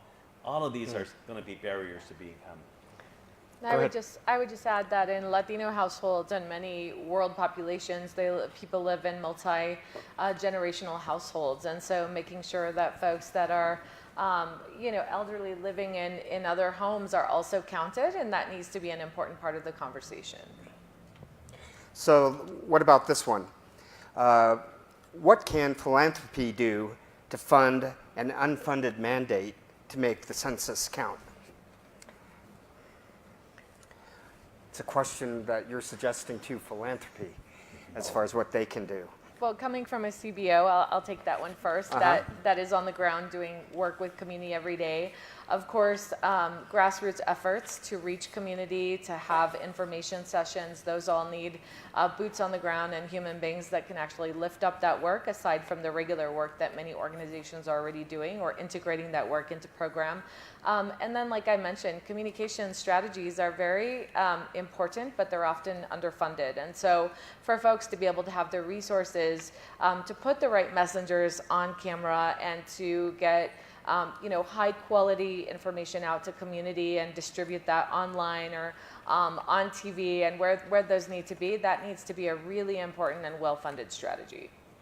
I will say this, that nationally, national funders have gotten organized much earlier in this cycle than in previous censuses. Usually foundations will start paying attention in the years that end in 9, like in 2009, like, oh, they start making some grants. No, it's too late. But they started organizing themselves in 2015 and 2016. And so there's a group of national funders, and I know regional funders as well. But this is where I think the philanthropic community in Colorado could really play a pivotal role in building the capacity of CBOs here in Colorado to participate in the census. But let's also be smart, because we know that the same groups that are going to be doing census are doing voter education, are doing civic participation strategies, citizenship strategies, making sure people are connected to services. How do we use this moment where we know there'll be some resources for the nonprofit sector to get people to be counted in the census, to leave something behind and look towards the future so that we have more capacity, more infrastructure in our nonprofit sector? How do we use this as an opportunity to build and not just a one-time event? Go ahead. I just want to add, I think, whether the foundation's in the business of healthcare, education, poverty, underserved communities, there is an argument to be made that funding the effort on the census is all about the mission of the foundation. So what I would say is if we had a local foundation who made a commitment of a dollar amount and challenged all the other foundations to meet them, so we have a really broad-based execution that could address all of the risk areas we have, would be a very powerful way, Lindy, to...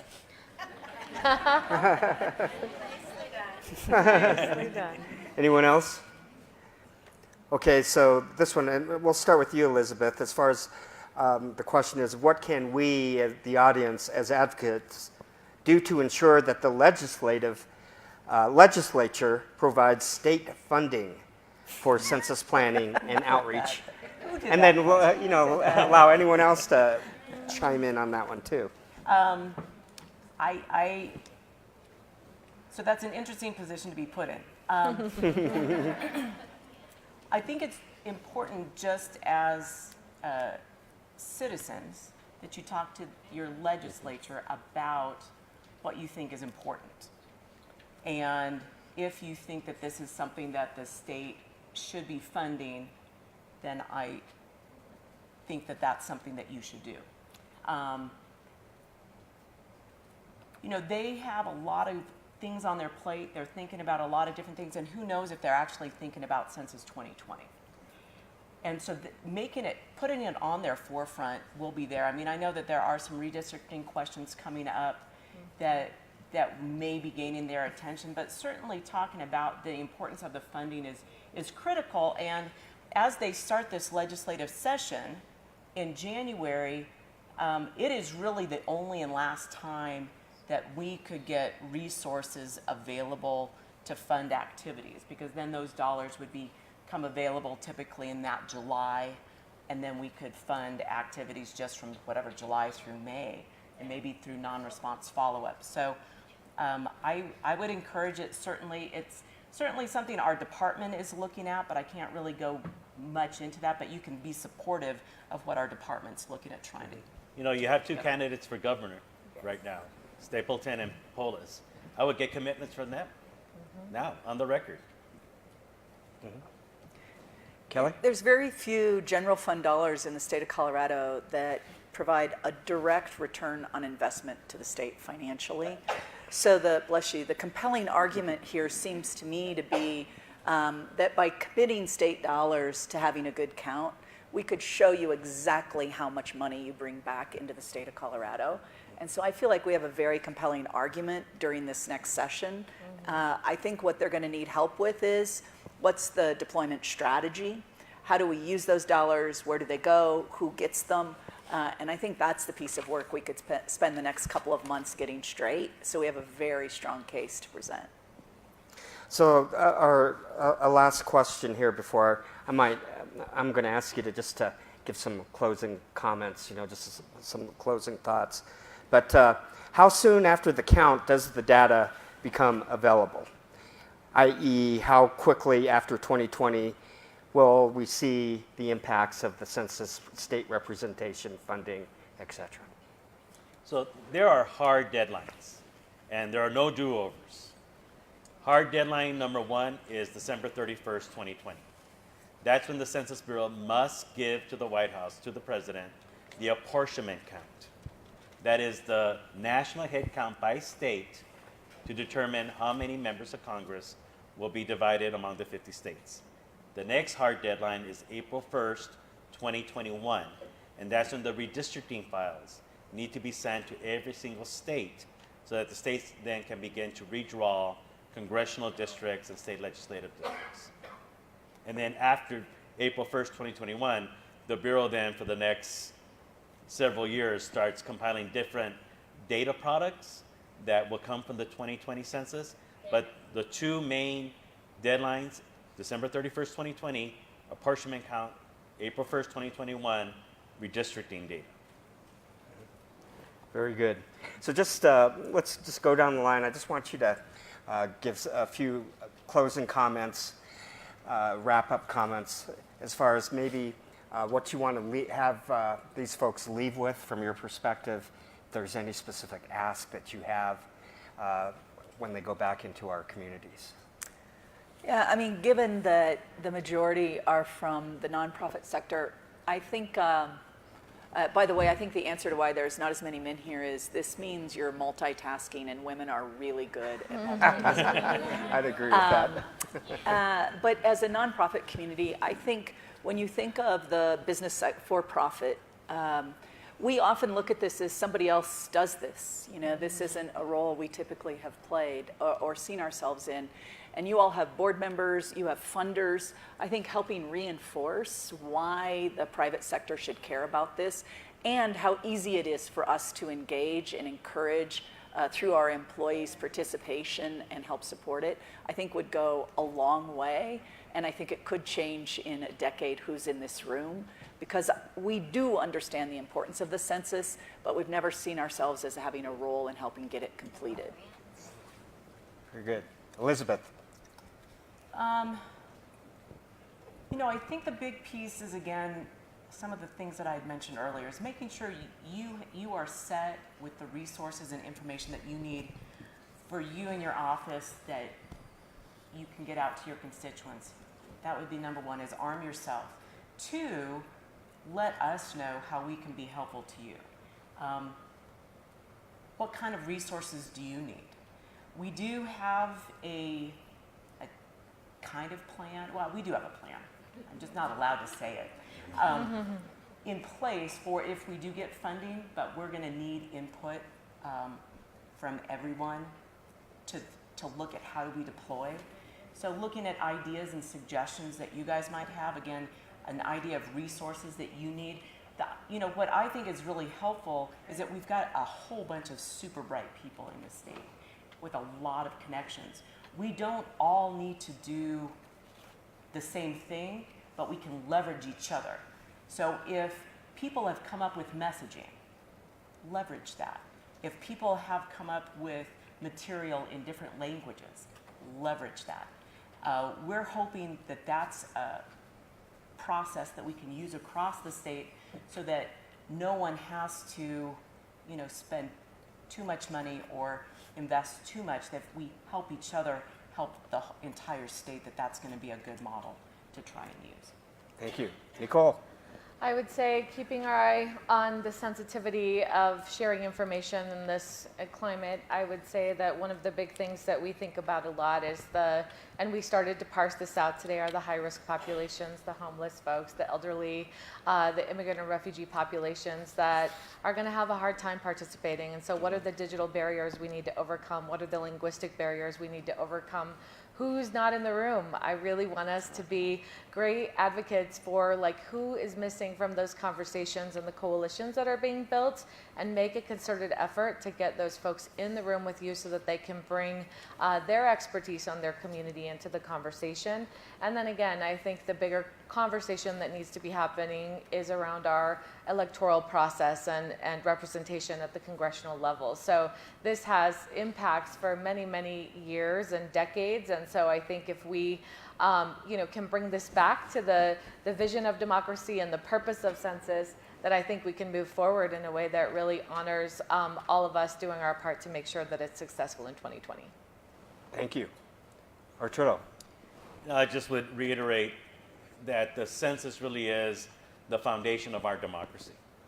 And the 14th Amendment that abolished slavery, when it was being drafted, Congress did consider using the term citizens instead of persons. But it rejected that because of what the census is about. It's about counting all persons, all people. And I know there are people in the country who don't believe that everybody should be counted. But that's what the Constitution requires.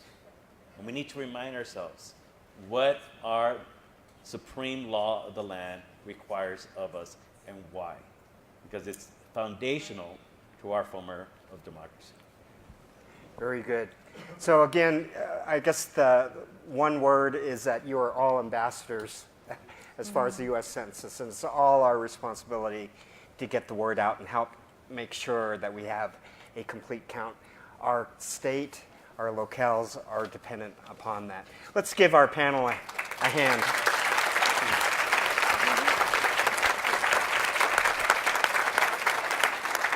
So Joanne will close us out here, but we have a little bit of time, so afterwards you could talk to our panelists if you have more questions. Thank you very much. Thank you so much again. Thank you again to all of you for staying this whole morning. It's great to see. And thank you again to our speakers, Arturo, Derek, Kelly, Elizabeth, and Nicole. Just give them another hand. This was great. Thank you. I'm Joanne Kelly, CEO of Colorado Association of Funders. We're the statewide network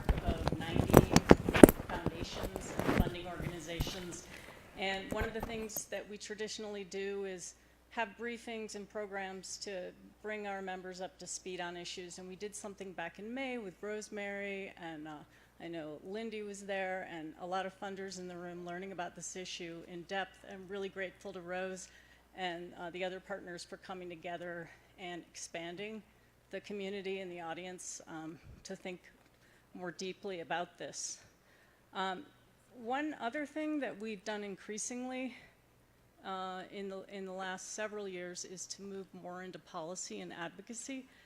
And when this issue of the census came up, it's been big across the country in our United Philanthropy Forum network. Other states were looking at it. And initially, you know, actually kind of seemed a little partisan. And we don't really like partisan things in an organization with members across a political spectrum. It also seemed not to be directly related to philanthropy. But I mean, as Kelly really nailed it, she talked about data the nonprofits need, the representation we need in DC, the federal money we deserve. I mean, all of this really directly affects philanthropy in our communities. So I can announce that our board just took the step of taking a stand, 1, in support of a fair and accurate census count, and 2, opposing adding untested questions that could hinder participation. I know, as Arturo mentioned, we all get involved in this maybe a little bit late, but we looked at this as something that's actually going to happen every 10 years. So we joined our colleague organizations around the country in making this part of our ongoing policy agenda, and we look forward to working with all of our partner organizations and all of you here today on what we do going forward. So just want to thank the partners, Colorado Nonprofit Association, Community Resource Center, Denver Metro Chamber of Commerce, Rose Community Foundation, and Together We Count, and all of you. I mean, this is the kind of collaboration that brings our community together, and you're going to be hearing more. You're going to be getting resources, a survey we hope you'll fill out, and then also,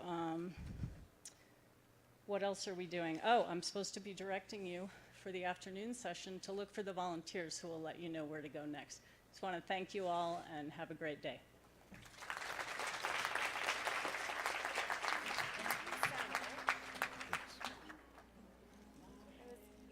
Inspiring, insightful, informative. Perfect. Thank you. So, thank you. Have fun in TC. Yeah. I'm doing a press briefing on the elections.